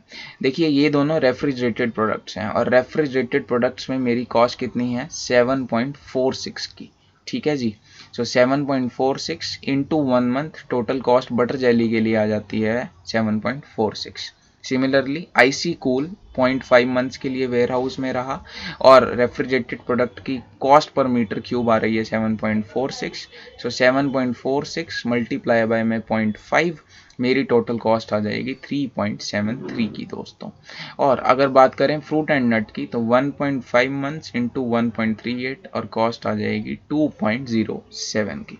सो ये मैंने कैलकुलेट कर ली अपनी warehouse related cost. Similar fashion में मेरी रिटेल स्टोर की कॉस्ट मुझे निकालनी है जो आ गई 6.36, 4 एंड 6.36 रिस्पेक्टिवली। अब बात करते हैं ट्रांसपोर्टेशन कॉस्ट के बारे में। ये भी हम ऑलरेडी निकाल चुके हैं। जो रेफ्रिजरेटेड प्रोडक्ट्स हैं उसके लिए 76.56 जो मैंने आई थिंक राउंड ऑफ करके ऊपर निकाला था, हमने कहीं कैलकुलेट किया था, जी हाँ ये देखिए 77 और 50 जो नॉन रेफ्रिजरेटेड नॉर्मल वैन से ट्रांसपोर्टेशन की जाती है वहाँ पे कॉस्ट आती है 50 की, जबकि जो मेरी रेफ्रिजरेटेड वैन है वहाँ पर मेरी कॉस्ट इंकर होती है 76.56 की रिस्पेक्टिवली। सो अगर मैं इन तीनों कॉस्ट को अब टोटल कर दूं, यानी कि मेरी वेयर हाउस कॉस्ट, मेरी रिटेल कॉस्ट और मेरी ट्रांसपोर्टेशन कॉस्ट, सो मेरे को टोटल कॉस्ट आ जाएगी 90.38, 56.07 और 86.65। मैंने तो पहले ही बोला था कि फ्रूट एंड नट के केस में, यानी इस पर्टिकुलर केस में क्योंकि रेफ्रिजरेशन कॉस्ट इंकर नहीं हो रही है, सो इसकी कॉस्ट कम आएगी और इसका डीपीपी अच्छा आएगा। जो हम देख भी पा रहे हैं कि इसका डीपीपी 7.9 का आ रहा है, जबकि बटर जेली का भी 7.993 है। समझ रहे हैं मेरी बात को? चलिए आगे समझते हैं। मतलब ये वाला ज़्यादा आ रहा है, आई एग्री, बट इसके कंपैरिजन में ये काफ़ी ज़्यादा सही है। चलिए देखते हैं ऐसा क्यों हुआ। देखो जो स्पेस ऑक्यूपाई कर रहा था बटर जेली, वो बहुत कम स्पेस ऑक्यूपाई कर रहा है। समझो पर मीटर क्यूब 12,600 यूनिट्स में स्टोर कर सकता हूँ। 1 मीटर क्यूब में बटर जेली के 12,600 यूनिट्स को इजीली स्टोर किया जा सकता है, जबकि फ्रूट एंड नट्स के सिर्फ 4,000 यूनिट्स ही मैं स्टोर कर पा रहा हूँ। तो यानी क्योंकि फ्रूट एंड नट ज़्यादा स्पेस ऑक्यूपाई कर रही है, इस वजह से इसका डीपीपी कम आ रहा है as compared to this particular butter jelly वाला product. You are getting my point? ये तो एनालिसिस पे था। वेल 7.993 कैसे आया? देखो ध्यान से समझो, मेरा ग्रॉस मार्जिन कितना था? मेरा ग्रॉस मार्जिन या ग्रॉस प्रॉफिट था 8 रुपीज़ का, और इसमें से मुझे direct product cost per unit minus करनी थी। मेरी टोटल डीपीपी कॉस्ट कितनी आई है दोस्तों? वो आई है 90.38 की। ठीक है, और पर मीटर क्यूब में कितने यूनिट स्टोर कर पा रहा हूँ? 12,600 के। यानी अगर मैं 90.38 डिवाइड बाय में 12,600 यूनिट्स कर दूं तो मुझे पर यूनिट कॉस्ट आ जाएगी 0.007। So out of my gross margin of 8 rupees अगर मैं 0.007 की डायरेक्ट प्रोडक्ट कॉस्ट को माइनस कर दूं, सो मेरा डीपीपी आ जाएगा 7.993 माय डियर फ्रेंड्स, जो हमने यहाँ पे कैलकुलेट किया हुआ है। सिमिलरली बाकी दोनों प्रोडक्ट्स के भी डीपीपी आ जाएंगे और हमने इसका एनालिसिस भी अच्छे से कर लिया है। सो अगर एग्जाम में इसमें एक एड ऑन चीज़ आपसे पूछ ली जाए that we need to give a recommendation, so उस रिकमेंडेशन के लिए फिर हम वहाँ पे प्रॉपर रीजनिंग देंगे कि क्यों हम सबसे पहले चूज़ करेंगे बटर जेली प्रोडक्ट को, फिर चूज़ करेंगे हम इस प्रोडक्ट को, और लास्ट में हम चूज़ करेंगे अपने पर्टिकुलर आईसी कूल प्रोडक्ट को। आईसी कूल हम चूज़ नहीं करेंगे या फिर हमें यहाँ पर कॉस्ट मैनेजमेंट टेक्निक्स लगा के इसकी कॉस्ट को कम करने की ज़रूरत होगी। इस क्वेश्चन में रिकमेंडेशन मांगी नहीं है, बट अगर एग्ज़ाम में पूछ ले तो फिर आपको कृपा करके ध्यान रखना है इस चीज़ का। तो ये क्वेश्चन हमारा यहाँ पे अच्छे से डिस्कस होता है। ये वर्किंग नोट्स इन्होंने दिए हुए हैं, वो आप निकाल सकते हैं। ये ट्रांसपोर्टेशन कॉस्ट इन्होंने लास्ट में निकाल के बताई है 50 और 76, ये आप देख सकते हैं। और लास्ट में नंबर ऑफ आइटम्स पर मीटर क्यूब के लिए भी एक स्पेशल वर्किंग नोट बनाया है। ये दोनों वर्किंग नोट्स आप ना भी बनाएं तो कोई ख़ास दिक्कत नहीं है, बट अगर एग्ज़ाम में टाइम हो और मार्क्स कम से कम 16 मार्क्स का ये क्वेश्चन हो तो इन दोनों को भी बना देना। अदरवाइज़ ये दो वर्किंग्स ज़्यादा इंपॉर्टेंट हैं जो ऊपर मैंने आपके साथ शेयर की हैं। ठीक है जी, तो नेक्स्ट क्वेश्चन कर चलिए टेस्ट योर नॉलेज के क्वेश्चंस की डिस्कशन शुरू करते हैं। टेस्ट योर नॉलेज में सबसे पहला क्वेश्चन है मैन्युफैक्चरिंग साइकिल एफिशिएंसी के बारे में। ये one of the most important questions हैं। क्यों मोस्ट इम्पॉर्टेंट बोल रहा हूँ, इस बार का जो केस स्टडी डाइजेस्ट है दोस्तों वो पिक कर लेना, और उसमें एक अच्छा खासा क्वेश्चन दिया हुआ है मैन्युफैक्चरिंग साइकिल एफिशिएंसी के रिस्पेक्ट में। इतना ही नहीं, सुनो मेरी बात। इस बार की आरटीपी उठा के देख लेना, आरटीपी मई 21 की एक अच्छा खासा क्वेश्चन दिया हुआ है, और वो भी कहीं ना कहीं रिलेट करता है मैन्युफैक्चरिंग साइकिल एफिशिएंसी के कॉन्सेप्ट से। ठीक है, तो दो नए क्वेश्चंस जब ऐड ऑन हो जाते हैं किसी पर्टिकुलर कॉन्सेप्ट के, तो मैंने सुना है कि वो आईसीआई के एग्ज़ाम में भी देखने को मिल जाते हैं। अब ये सच है या झूठ मुझे नहीं पता, बट ये एक इम्पॉर्टेंट कॉन्सेप्ट है। What I am trying to say is this. चलिए शुरू करते हैं। ये बहुत ही बेसिक क्वेश्चन है, इसमें कोई खास बात नहीं है, बट हाँ केस स्टडी डाइजेस्ट वाले क्वेश्चन में खासा दम है दोस्तों, तो वो आपने ज़रूर करके जाना है, और मैं कोशिश करूँगा कि मैं भी उसे अलग से सॉल्व करवाऊँ। चलिए क्वेश्चन नंबर 1 की डिस्कशन शुरू करते हैं। W specialises in engineering design and manufacture in the automotive and motor sport industry. Okay, has many years of experience in the design.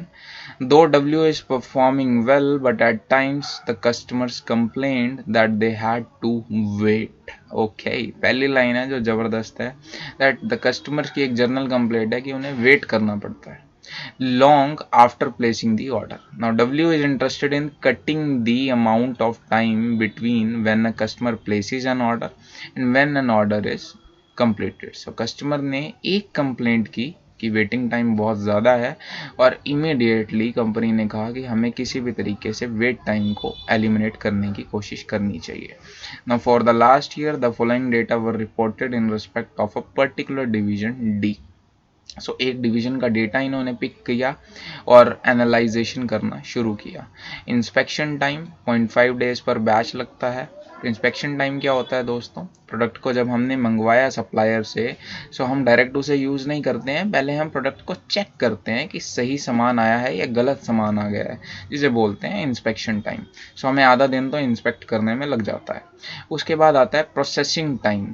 जैसे ही मशीन में इनपुट डाला और उसके बाद आउटपुट बनने में कितना टाइम लगता है, 2.8 डेज अराउंड लग जाते हैं. उसके बाद आता है वेट टाइम. अब ये वेट टाइम क्या होता है भाई, इसी की तो कहानी है, इसी को तो एलिमिनेट करने की बातचीत चल रही है. 16 डेज पर बैच. ओ माय गॉड, 16 दिन वेटिंग टाइम है. ये काफ़ी ज़्यादा है इस पर्टिकुलर क्वेश्चन के रिस्पेक्ट में. वेट टाइम क्या होता है दोस्तों, अब ये समझने की कोशिश करना. देखो मैं यहाँ पे समझाने की कोशिश करता हूँ थोड़ी सी. मान लीजिए यहाँ पर मेरा प्रोडक्शन प्रोसेस स्टार्ट होता है और यहाँ पे मेरा प्रोडक्शन प्रोसेस एंड होता है. सो इस पर्टिकुलर पीरियड में मेरा क्या क्या टाइम इन्वॉल्व रहेगा. यहाँ पर मेरा सबसे पहले प्रोसेसिंग टाइम इन्वॉल्व रहेगा.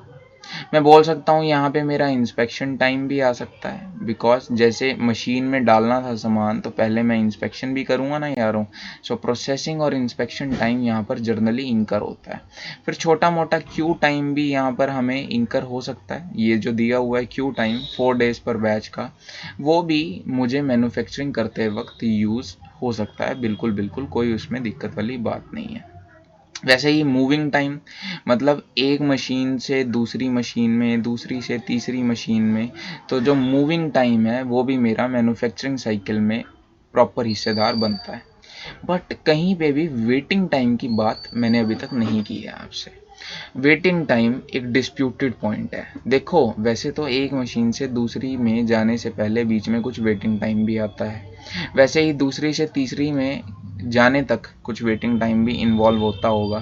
बट जब मैंने सप्लायर से प्रोडक्ट को एक्वायर किया और जब मैंने उसे मशीन में इनपुट किया, उस बीच में भी तो काफ़ी सारा वेटिंग टाइम होता होगा जब मेरा रॉ मटेरियल वेयर हाउस में स्टोर रहता है. अब ये वाला कौन सा वेटिंग टाइम है ये यहाँ पर मेंशन नहीं किया हुआ.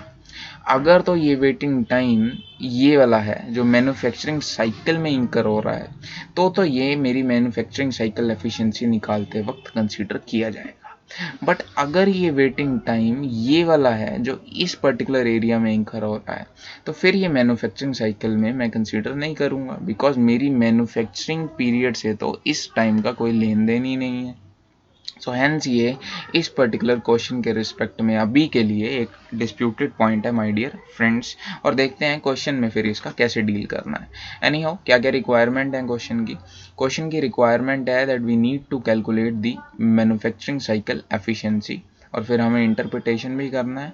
इंटरप्रिटेशन में हमें बताना होगा कि कितना प्रोसेसिंग एक्टिविटी के लिए मैं टाइम यूज़ कर रहा हूँ और कितना नॉन वैल्यू एडेड एक्टिविटीज़ के लिए मैं यूज़ कर रहा हूँ। नेक्स्ट रिक्वायरमेंट है state what percentage of production time is spent on non value added activities. Manufacturing cycle efficiency हमें क्या बताता है कि कितना वैल्यू एडेड एक्टिविटीज पर हम टाइम स्पेंड कर रहे हैं। जब MC या MCE निकाल लेंगे और 100 में से अगर मैं टोटल में से MCE को माइनस कर दूंगा तो what I will get is my time spent on non value added activities. So point 2 भी मेरा इजीली सॉल्व हो जाएगा। तीसरा उन्होंने बोला that calculate the delivery cycle time, total time कितना लगा किसी प्रोडक्ट को बनाने के लिए। यानी इस पर्टिकुलर स्टेज से मैं समझाने की कोशिश करता हूँ, जिस दिन सप्लायर से मैंने सामान लिया टिल मैंने कस्टमर को सामान पहुंचाया, तो जितना भी ओवरऑल टाइम मुझे इंकर हो है वो मेरा आता है डिलीवरी साइकिल टाइम में। यानी 16 डेज, 4 डेज, 7 डेज और ऊपर जो 2 दिन दिए हुए हैं यानी इंस्पेक्शन और प्रोसेस वाले भी, इन सब को ऐड करके जितने भी नंबर ऑफ डेज आएंगे वो कहलाएगा मेरा delivery cycle time my dear friends. और लास्ट में उसने हमसे पूछा है that calculate the manufacturing new manufacturing cycle efficiency if using lean production. Chapter 3 में हमने पढ़ा हुआ है लीन प्रोडक्शन सिस्टम, ठीक है ना। सो अगर हम उसे यूज करते हुए, गिव मी अ सेकेंड, अगर मैं लीन प्रोडक्शन टेक्निक्स को यूज करते हुए सारा का सारा ये जो क्यू टाइम है एलिमिनेट कर दूं, क्या बात कर रहे हो, 16 डेज का लंबा चौड़ा टाइम अगर मैं एलिमिनेट कर दूं दोस्तों तो मेरी न्यू मैन्युफैक्चरिंग साइकिल एफिशिएंसी क्या होगी वो डिस्कस करने को बोला हुआ है। so, समय ना वेस्ट करते हुए सीधा इसके आंसर की तरफ चलते हैं।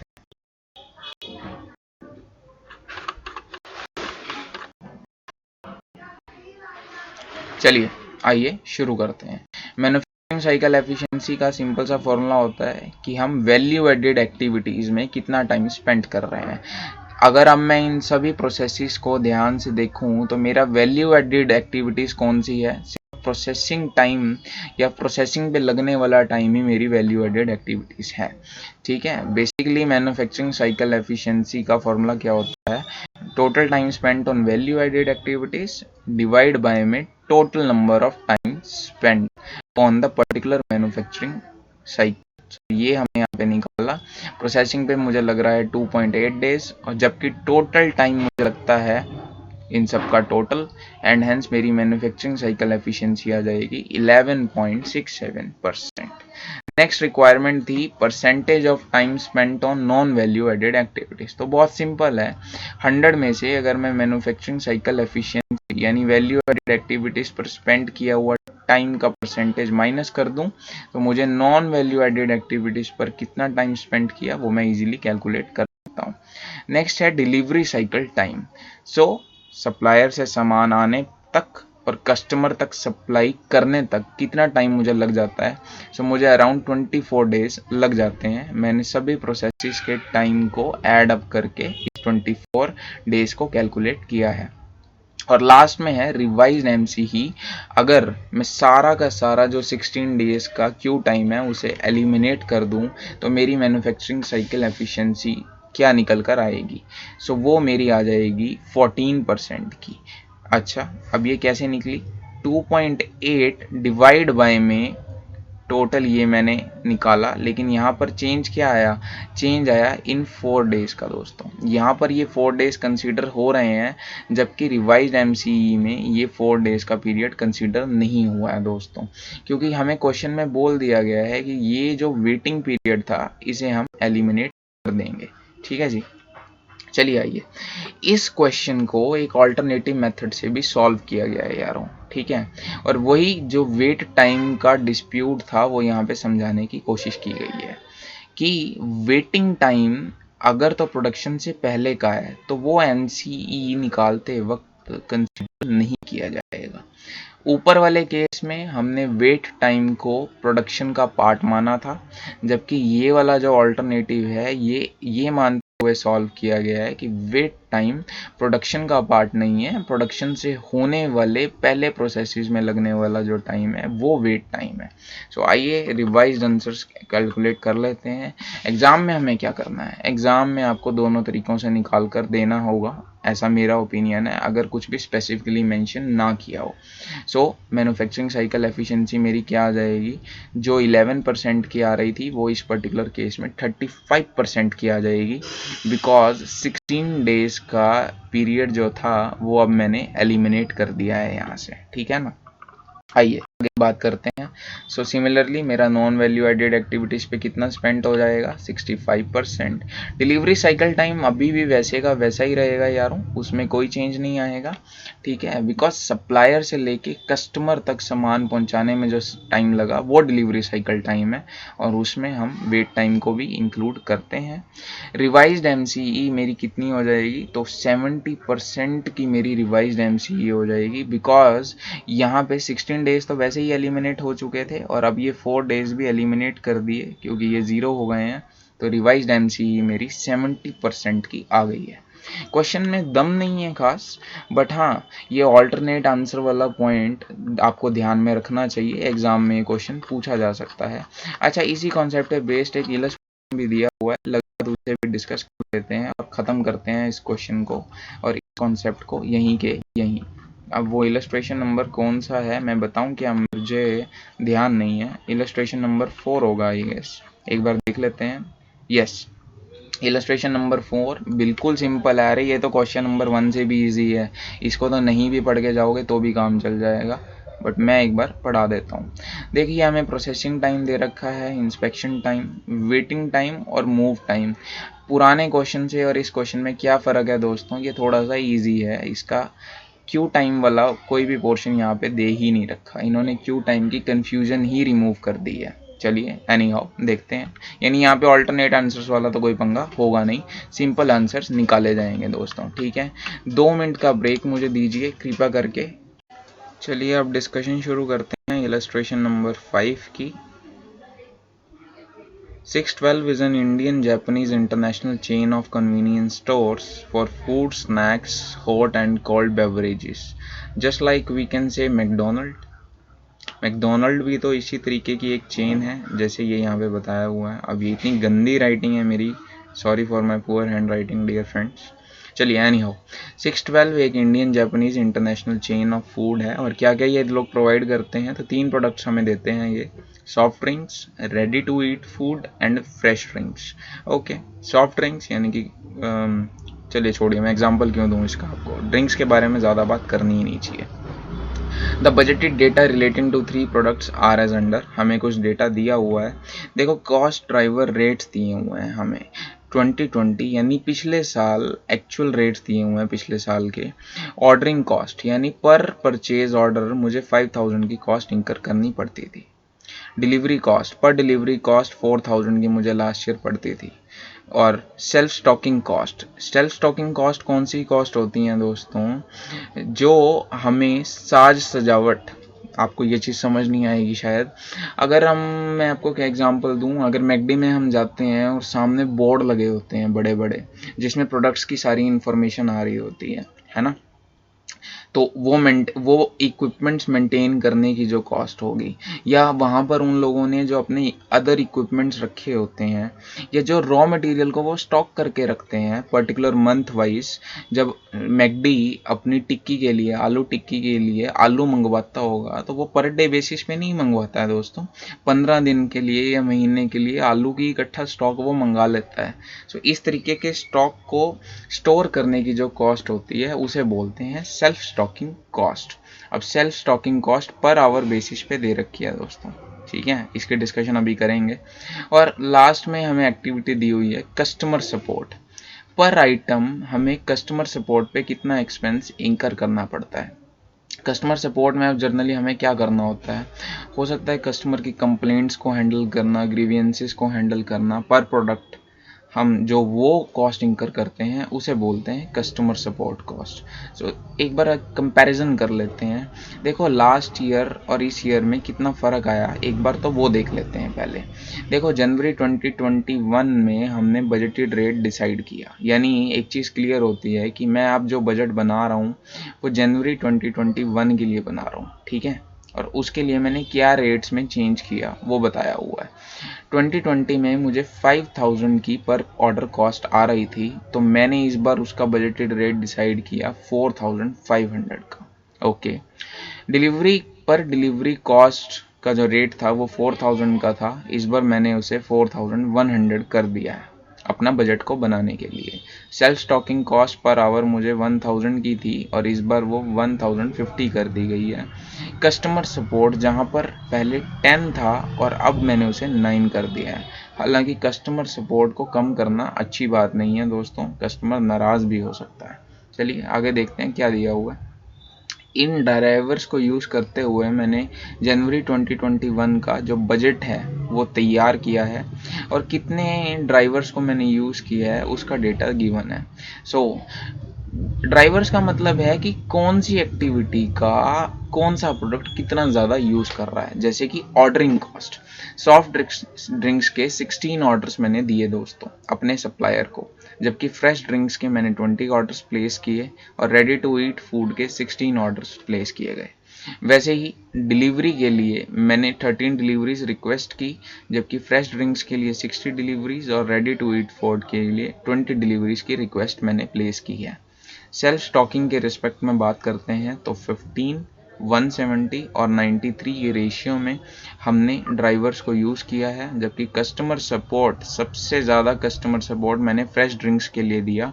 अराउंड 34,600 कस्टमर्स को मैंने हैंडल किया है with respect to this fresh drinks.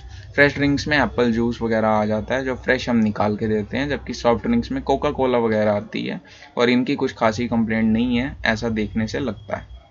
और रेडी टू ईट फूड के रिस्पेक्ट में मैंने 10,500 कस्टमर्स को टैकल किया है in the month of January 2021। ठीक है, आगे क्या दिया हुआ है।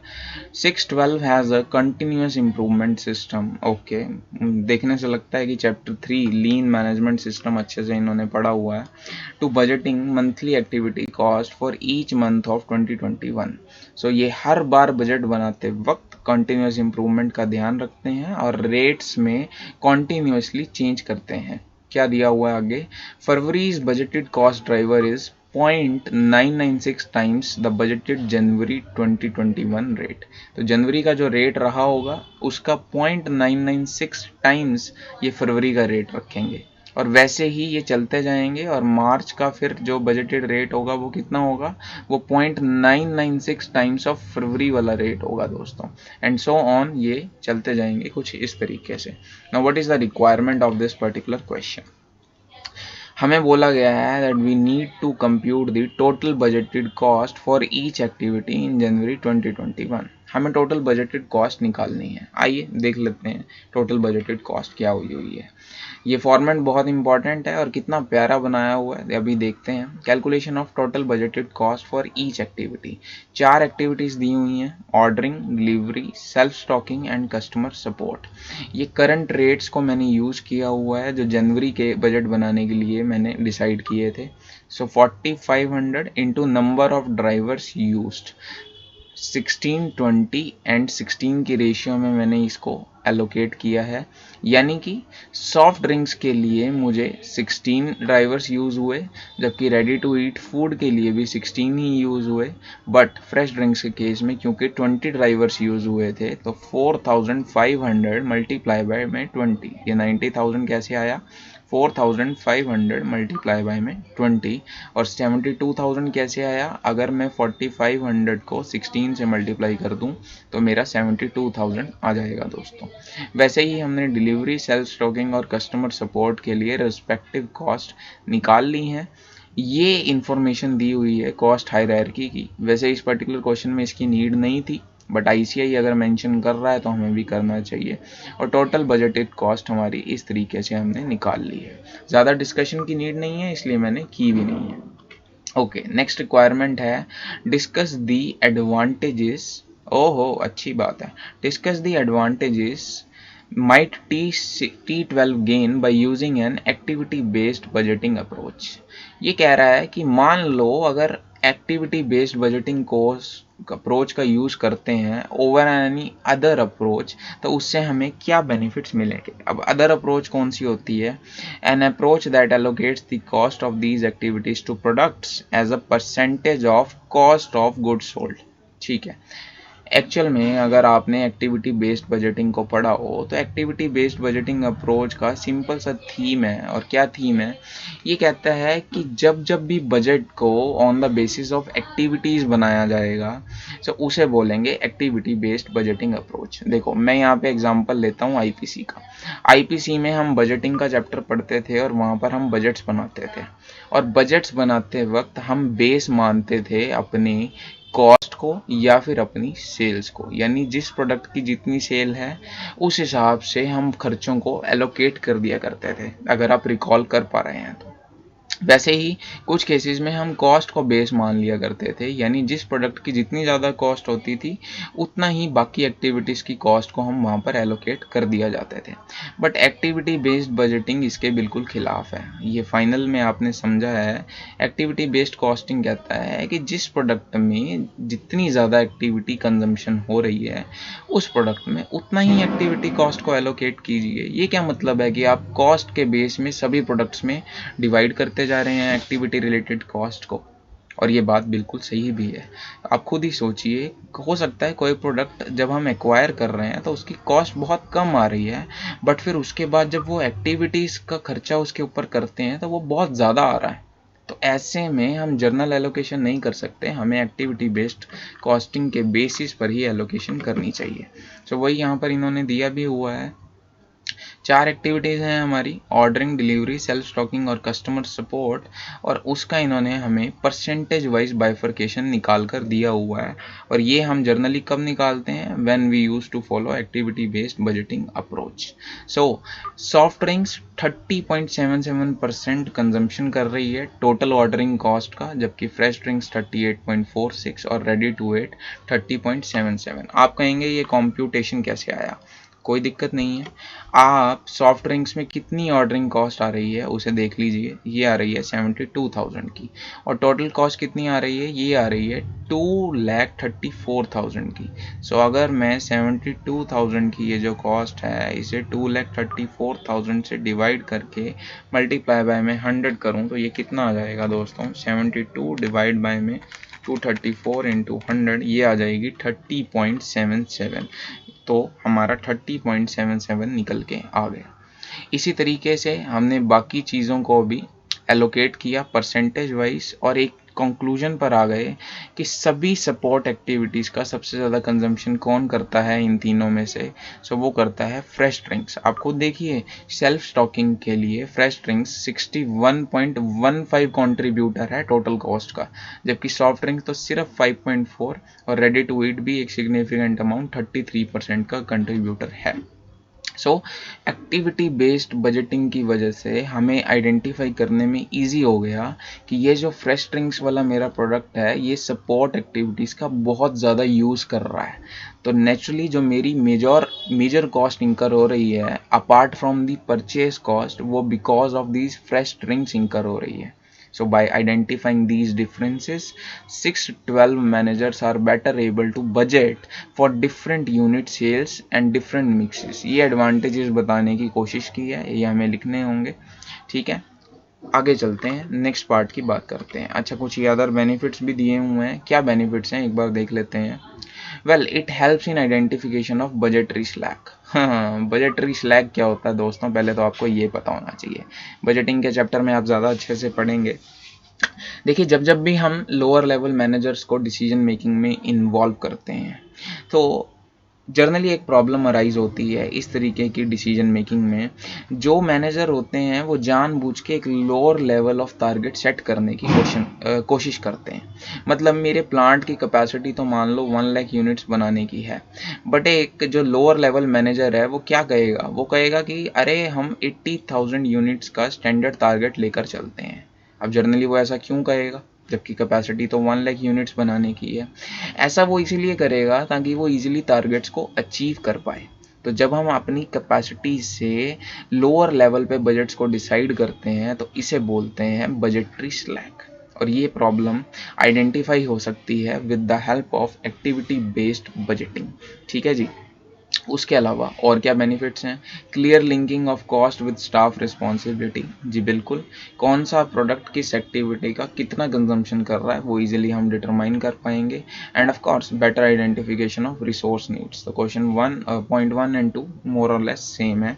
उसके बाद पार्ट 3 क्या है वो एक बार देख लेते हैं। पार्ट 3 में उसने बोला that kindly compute the total budgeted cost for each activity in March 2021। हमें बजटेड कॉस्ट निकालनी है मार्च के महीने में इंकर होने वाली, if March has the same budgeted amount of cost driver usage. अब यहाँ पे हमने एक चीज़ क्वेश्चन में पढ़ी थी कि जो मार्च का रेट होगा वो 0.996 टाइम्स होगा फरवरी का रेट। और फरवरी का रेट क्या होगा? फरवरी का रेट होगा 0.996 टाइम्स ऑफ जनवरी का rate, if you can recall. ठीक है। सो अब हमें रेट्स में चेंज देखना होगा। आइए डिस्कस करते हैं। ये देखिए, पहले इन्होंने रेट्स को ही कैलकुलेट किया है। जनवरी में ऑर्डरिंग कॉस्ट थी 4500 की और उसका 0.996 से मल्टीप्लाई कर कर नया रेट आ गया फरवरी में 4482। और जब इसे मैं 0.996 से मल्टीप्लाई कर दूंगा तो मेरा नया रेट, मार्च वाला रेट आ जाएगा 4464.07। सिमिलरली इन बाकी रेट्स को भी मैं कैलकुलेट कर लूँगा इसी तरीके से। और अब मैं रेट्स के बेस पर नंबर ऑफ ड्राइवर से मल्टीप्लाई करके टोटल मार्च में इंकर होने वाली बजटेड कॉस्ट इंकर कर सकता हूँ, जो ये कुछ इस तरीके से कैलकुलेट हुई हैं अगर आप टोटल करेंगे। ठीक है। और अगर एक्टिविटी वाइज मैं देखूं तो ऑर्डरिंग में कितनी कॉस्ट आ रही है, वो आ रही है 2,32,131, जबकि जनवरी में ये कॉस्ट कितनी आ रही थी दोस्तों? जनवरी में यही कॉस्ट 234 लाख आ रही थी। सो नेचुरली छोटी छोटी इंप्रूवमेंट्स की वजह से ही मेरी कॉस्ट में फ़र्क तो देखने को मिला है दोस्तों। ओके, फोर्थ पार्ट क्या कहता है वो देख लेते हैं। State the benefits that the company may gain by adopting a kaizen budgeting approach. मैंने अभी तो बोला आपको, काइजन बजटिंग अप्रोच फॉलो करने की वजह से 0.996 का मंथ वाइज हमें गेन होगा और हमारी कॉस्ट उससे काफ़ी कम हो जाएगी, वो मैंने अभी देखा भी। अच्छा, इसके कुछ लिमिटेशंस भी बताने हैं। अच्छा, काइजन कॉस्टिंग के क्या कुछ लिमिटेशन भी हो सकती हैं? जी हाँ, इसका जो आउटपुट है या जो रिजल्ट है वो बड़ी ही लेट अपना इम्पैक्ट छोड़ना शुरू करता है। बट अगर हमारा प्रोडक्ट इस तरीके से डेवलप हुए हैं जिसमें क्विक रिस्पॉन्स की ज़रूरत है तो वहाँ पे काइजन बजटिंग अप्रोच शायद उतना इफेक्टिव ना हो। आइए आईसीआई ने क्या लिखा है वो भी देख लेंगे। सो पार्ट नंबर 4, जी हाँ, इन्होंने एक्टिविटी वाइज कॉस्ट जो है उसको कंपैरिजन किया है। हमने बोला भी था, देखो पार्ट 1 में 2,34,000 की कॉस्ट आ रही थी, जो मार्च में वो 2,32,131 रह गई थी। यानी जनवरी से अगर मार्च का कंपैरिजन देखें तो मेरी कॉस्ट ड्रास्टिकली रिड्यूस तो नहीं हुई, बट हाँ काइजन से माइनर सा वेरिएशन आया है और बाकी सब कॉस्ट में भी वेरिएशन देखने को मिला है। So kaizen budget number will show unfavourable variances for those managers whose activities do not meet the required monthly cost reductions. So अगर मान लो किसी भी एक्टिविटी में रिडक्शन ना देखने को मिलता तो वो इजीली आइडेंटिफाई हो जाता। ये एक बेनिफिट है काइजन का। बट एक लिमिटेशन, जैसा कि मैंने बोला, तो उन्होंने बताया हुआ है that minor incremental improvements each month. It is possible that some cost improvements arise from irregular fluctuations in operating processes, supplier networks, or other factors. Companies need to highlight the importance of seeking these improvements as well as minor incremental cost. ठीक है, ये point भी valid है, not worthy of a discussion. सो यहाँ पे done करते हैं इस पर्टिकुलर इलस्ट्रेशन को। चलिए अब डिस्कस करते हैं illustration number 3 of this particular chapter. ठीक है, ये है कस्टमर प्रॉफिटेबिलिटी एनालिसिस के ऊपर बेस्ड, और इस इलस्ट्रेशन के बाद कस्टमर प्रॉफिटेबिलिटी एनालिसिस हम पूरे तरीके से समझने की सिचुएशन में आ जाएंगे। ठीक है, A and B are two customers of XYZ electronics limited, a manufacturer of audio players. So XYZ audio player बनाती है कंपनी, और इनके दो फेवरेट कस्टमर्स हैं, customer A and customer B. Selling price दिया हुआ है 5400 का, और वहीं cost of production per unit दी हुई है 4420 की। ओके, एडिशनल कॉस्ट क्या क्या दे रखी हैं वो देख लेते हैं। ऑर्डर प्रोसेसिंग कॉस्ट है 2000 पर ऑर्डर, और डिलीवरी कॉस्ट है 3500 पर डिलीवरी। आईपीसी का क्वेश्चन लग रहा है देखने से फिलहाल तो। अच्छा, details of customers A and B for the period are given below. Customer A ने हमसे 350 ऑडियो प्लेयर्स परचेज किए हैं, जबकि कस्टमर बी ने हमसे 500 ऑडियो प्लेयर्स परचेज किए हैं। तो कस्टमर बी हमसे अच्छे खासे ऑडियो प्लेयर्स ले लेता है पर ईयर बेसिस में। ठीक है, अराउंड 150 एक्स्ट्रा परचेज कर रहा है ये। मुझे तो अभी कस्टमर बी ज़्यादा अच्छा लग रहा है देखने से। चलिए आगे बात करते हैं। नंबर ऑफ ऑर्डर्स, तो 5 ऑर्डर्स प्लेस किए हैं कस्टमर ए ने, जबकि कस्टमर बी ने 10 ऑर्डर्स प्लेस किए हैं। अब ये इसकी अच्छी बात नहीं है, ये ज़्यादा ऑर्डर दे रहा है और पर ऑर्डर कम यूनिट मंगवाता है ये, यानी जो मेरी ऑर्डर प्रोसेसिंग कॉस्ट है वो कस्टमर बी के केस में ज़्यादा अच्छी आ जाएगी। यानी मैं ऊपर वाले पॉइंट के बेस पे तो बी को एक अच्छा कस्टमर मान के चल रहा था, बट अब ये पॉइंट पड़ गया, मुझे लगता है कि नहीं शायद ए ही मेरा ज़्यादा ख्याल रखता है, मुझे कम तकलीफ देता है। चलिए आगे बढ़ते हैं। नंबर ऑफ डिलीवरीज, कस्टमर ए को मुझे 5 डिलीवरीज करनी पड़ रही हैं क्योंकि 5 ऑर्डर ये मंगा रहा है, बट कस्टमर बी को ओ माई गॉड 0 डिलीवरीज में दे रहा हूँ, बिकॉज ये बहुत अच्छा बच्चा है, अच्छा बंदा है मतलब, सॉरी, और ये खुद आकर डिलीवरी लेकर जाता है। यानी मुझे डिलीवरी का खर्चा नहीं करना पड़ रहा, कस्टमर भी खुद अपनी गाड़ी लेकर आता है और सामान लेकर जाता है। यानी अच्छा कौन हुआ ए और बी में से? साफ बोल सकता हूँ कि भाई बी एक अच्छा बंदा है। आइए आगे बढ़ते हैं कि क्या है। अभी तक तो बी के फेवर में ही बात जा रही है दोस्तों। चलिए, the company policy is to give a discount of 5%। Okay, selling price पर 5% का ये डिस्काउंट देते हैं ऑन ऑर्डर्स ऑफ 50 यूनिट्स और मोर। अच्छा, तभी कस्टमर भी 50 यूनिट्स मंगा रहा है, वरना इसका बस चलता तो ये कम भी मंगा सकता था। एनीहाउ, दोनों को ही 5% का डिस्काउंट तो मैं दूंगा ही दूंगा। And to give a further discount of 8% on the undiscounted selling price, यानी कि ओरिजिनल सेलिंग प्राइस पर ही मैं 8% का डिस्काउंट दूंगा if a customer uses his own transport of collect the order. Sorry दोस्तों, मैंने ये पढ़ा नहीं ध्यान से। 8% का एडिशनल डिस्काउंट दे रहा हूं अगर कोई कस्टमर खुद आकर डिलीवरी ले रहा है और मैं उसे डिलीवरी नहीं दे रहा हूं। यानी जिस बी को मैं इतना अच्छा समझ रहा था अभी तक, असल में वो इतना अच्छा भी नहीं है यारो। 8% का एडिशनल डिस्काउंट देना पड़ रहा है मुझे कस्टमर बी को, क्योंकि ये अपनी गाड़ी से सामान उठाने के लिए मेरे पास आता है। काफ़ी चंट किस्म का इंसान है ये तो मुझे समझ आ गया है। Now assume that the production levels are not altered by these orders. Okay, what we are required to do is we are required to analyse the profitability by comparing profit per unit of each customer. हमें पता लगाना है कि ए अच्छा है या B अच्छा है हमारी कंपनी के लिए, and we also need to comment on the discount policy on the delivery. ये इस पर्टिकुलर पॉइंट की बात कर रहा है और इस 8% डिस्काउंट की बात कर रहा है कि क्या ये 8% एडिशनल डिस्काउंट की जो पॉलिसी है ये सही है या गलत है। चलिए एक बार इसे कैलकुलेट करने की कोशिश कर लेते हैं। देखो, मुझे कुल मिला के 10 ऑर्डर्स डिलीवर करने हैं। थोड़ी सी साफ सफाई कर लेते हैं ताकि हमें कुछ स्पेस अवेलेबल हो जाए। चलिए आइए डिस्कशन को शुरू करते हैं।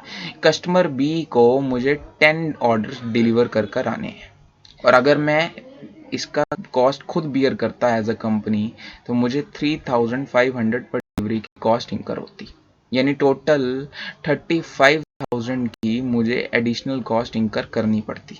ठीक है, और अगर पर यूनिट बेसिस पे देखूं, ये टोटल मुझसे 500 ऑडियो प्लेयर्स कैलकुलेट परचेज कर रहा है, तो 70 पर यूनिट की मुझे डिलीवरी कॉस्ट इंकर होती टुवर्ड्स कस्टमर बी।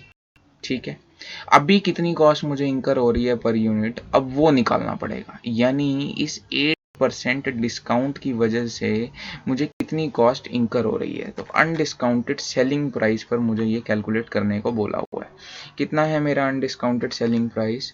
5400 के ऊपर 8% यानी 432 रुपीज़ पर यूनिट। कैसे निकाला मैंने? 5400 मल्टीप्लाई बाय में 8% और ये मेरा आ गया 432 per unit. Oh my God, इतना ज़्यादा ह्यूज दोस्तों। 432 पर यूनिट मैं करंटली कस्टमर बी को बेनिफिट प्रोवाइड कर रहा हूँ, जबकि उसका एक्चुअल बेनिफिट बनता कितना है? सिर्फ 70 पर यूनिट का। यानी मैं एडिशनली अपनी कॉस्ट इंकर कर रहा हूँ 362 रुपीज यूनिट के हिसाब से। तो मैं साफ बोल सकता हूँ कि मेरी जो डिस्काउंट पॉलिसी है वो सही नहीं है। ये 8% का एडिशनल डिस्काउंट मुझे लॉस ही इंकर करके दे रहा है। तो जिस कस्टमर बी को मैं अब तक बहुत अच्छा समझ रहा था, मुझे साफ साफ क्लियर हो गया है कि कस्टमर बी की डिस्काउंट पॉलिसी मुझे चेंज करनी होगी, वरना दिक्कत आ सकती है। तो हमने क्वेश्चन को अच्छे से समझ लीजिए। आइए अब आंसर को देख लेते हैं। आंसर देखेंगे आईसीआई के मैट से, बिकॉज इनका फॉर्मेट फॉलो करेंगे तभी मार्क्स मिलेंगे दोस्तों। So customer profitability statement, customer number A and customer B. Customer A 350 units की सेल कर रहा है और वहीं कस्टमर बी को हम 500 यूनिट्स की सेल कर रहे हैं। सेलिंग प्राइस है 5400, जिसमें से 5% का डिस्काउंट दोनों को ही दिया हुआ है, बट जो डिलीवरी रिलेटेड डिस्काउंट है वो कस्टमर बी को दिया हुआ है 432 का। वो अभी हमने ऊपर कैलकुलेट भी किया था। और सिर्फ इस एडिशनल डिस्काउंट की वजह से देख सकते हो आप कितना सेलिंग प्राइस में डिफरेंस आ गया। 5130 का सेलिंग प्राइस मैं कस्टमर ए से चार्ज कर रहा हूँ, जबकि कस्टमर बी से मैं चार्ज कर रहा हूँ कितना? सिर्फ 4698। ये गैप बहुत वाइड गैप है दोस्तों। अगर आप ध्यान से एक कंपनी के पर्सपेक्टिव से सोचें, बहुत ज़्यादा बड़ा गैप आ गया है ये। चलिए आगे बढ़ते हैं। वेरिएबल कॉस्ट पर यूनिट कितनी दी हुई है? 4420 की, जबकि यहाँ पर भी वो तो सेम ही रहेगी। और कंट्रीब्यूशन पर यूनिट आ गया 710 का फ्रॉम कस्टमर ए, जबकि कस्टमर बी से सिर्फ 278 ही मैं अर्न कर पा रहा हूँ, thanks to my poor discount policy. Total contribution अब हम निकाल लेंगे। सो टोटल कंट्रीब्यूशन ए से अच्छा खासा कंट्रीब्यूशन आ रहा है, चाहे फिर ये कम नंबर ऑफ यूनिट्स ही परचेज कर रहा है, जबकि कस्टमर बी को 500 यूनिट्स देने के बावजूद मेरा टोटल कंट्रीब्यूशन काफ़ी कम आ रहा है। उसमें से अब हम एडिशनल ओवरहेड्स को माइनस कर लेते हैं। मेरी डिलीवरी कॉस्ट आ रही है 17,500 की, क्योंकि मुझे 5 ऑर्डर्स डिलीवर करने पड़ रहे हैं, जबकि यहाँ पर मेरी डिलीवरी कॉस्ट नील आ रही है, जिसकी वजह से ही मैं खुश हो रहा था और मैंने इसे ज़्यादा डिस्काउंट पॉलिसी दे दिया है। कोई बात नहीं। ऑर्डर प्रोसेसिंग कॉस्ट, इसे 5 ऑर्डर्स मंगाता है ये 2000 की कॉस्ट के हिसाब से 10,000 का खर्चा मेरा हो रहा है, जबकि कस्टमर बी के केस में ये 10 ऑर्डर मंगवा रहा है, मुझसे ज़्यादा ऑर्डर मंगवाता है, तो मेरी ऑर्डर प्रोसेसिंग कॉस्ट यहाँ पे ज़्यादा आ रही है। और अगर अब मैं टोटल कंट्रीब्यूशन में से इन दोनों कॉस्ट को भी माइनस कर दूं, तो मेरा प्रॉफिट पर कस्टमर आ गया 2,21,000 का कस्टमर ए के केस में, जबकि कस्टमर बी के केस में मेरा प्रॉफिट पर कस्टमर आ रहा है 1,19,000 का। सो प्रॉफिट पर कस्टमर पर यूनिट अगर मैं 2,21,000 को डिवाइड कर दूं 350 ऑडियो प्लेयर से, तो मेरा प्रॉफिट पर यूनिट आ जाएगा 631.43। Let me check, divide by में 350, जी हाँ 631.43, जबकि कस्टमर बी के केस में आ रहा है 238। सो हम बोल सकते हैं even though A has lower sales volume, it is contributing almost double the profit that is being contributed by B. ये देख लीजिए, ऑलमोस्ट डबल कंट्रीब्यूशन दे रहा है, चाहे फिर नंबर ऑफ यूनिट्स जो हैं वो ए सिग्निफिकेंटली लेस परचेज कर रहा है। And comment on the discount policy on delivery. So सीधी सी बात है, बकवास डिस्काउंट पॉलिसी है और इसे as early as possible change करने की ज़रूरत है, बिकॉज करंटली 430 पर यूनिट का मैं डिस्काउंट दे रहा हूँ, जबकि एक्चुअल में 70 पर यूनिट का ही डिस्काउंट मुझे देना चाहिए। एंड दोनों में डिफरेंस कितना आ रहा है? 362 का ह्यूज डिफरेंस मुझे देखने को मिल रहा है। Hence company needs to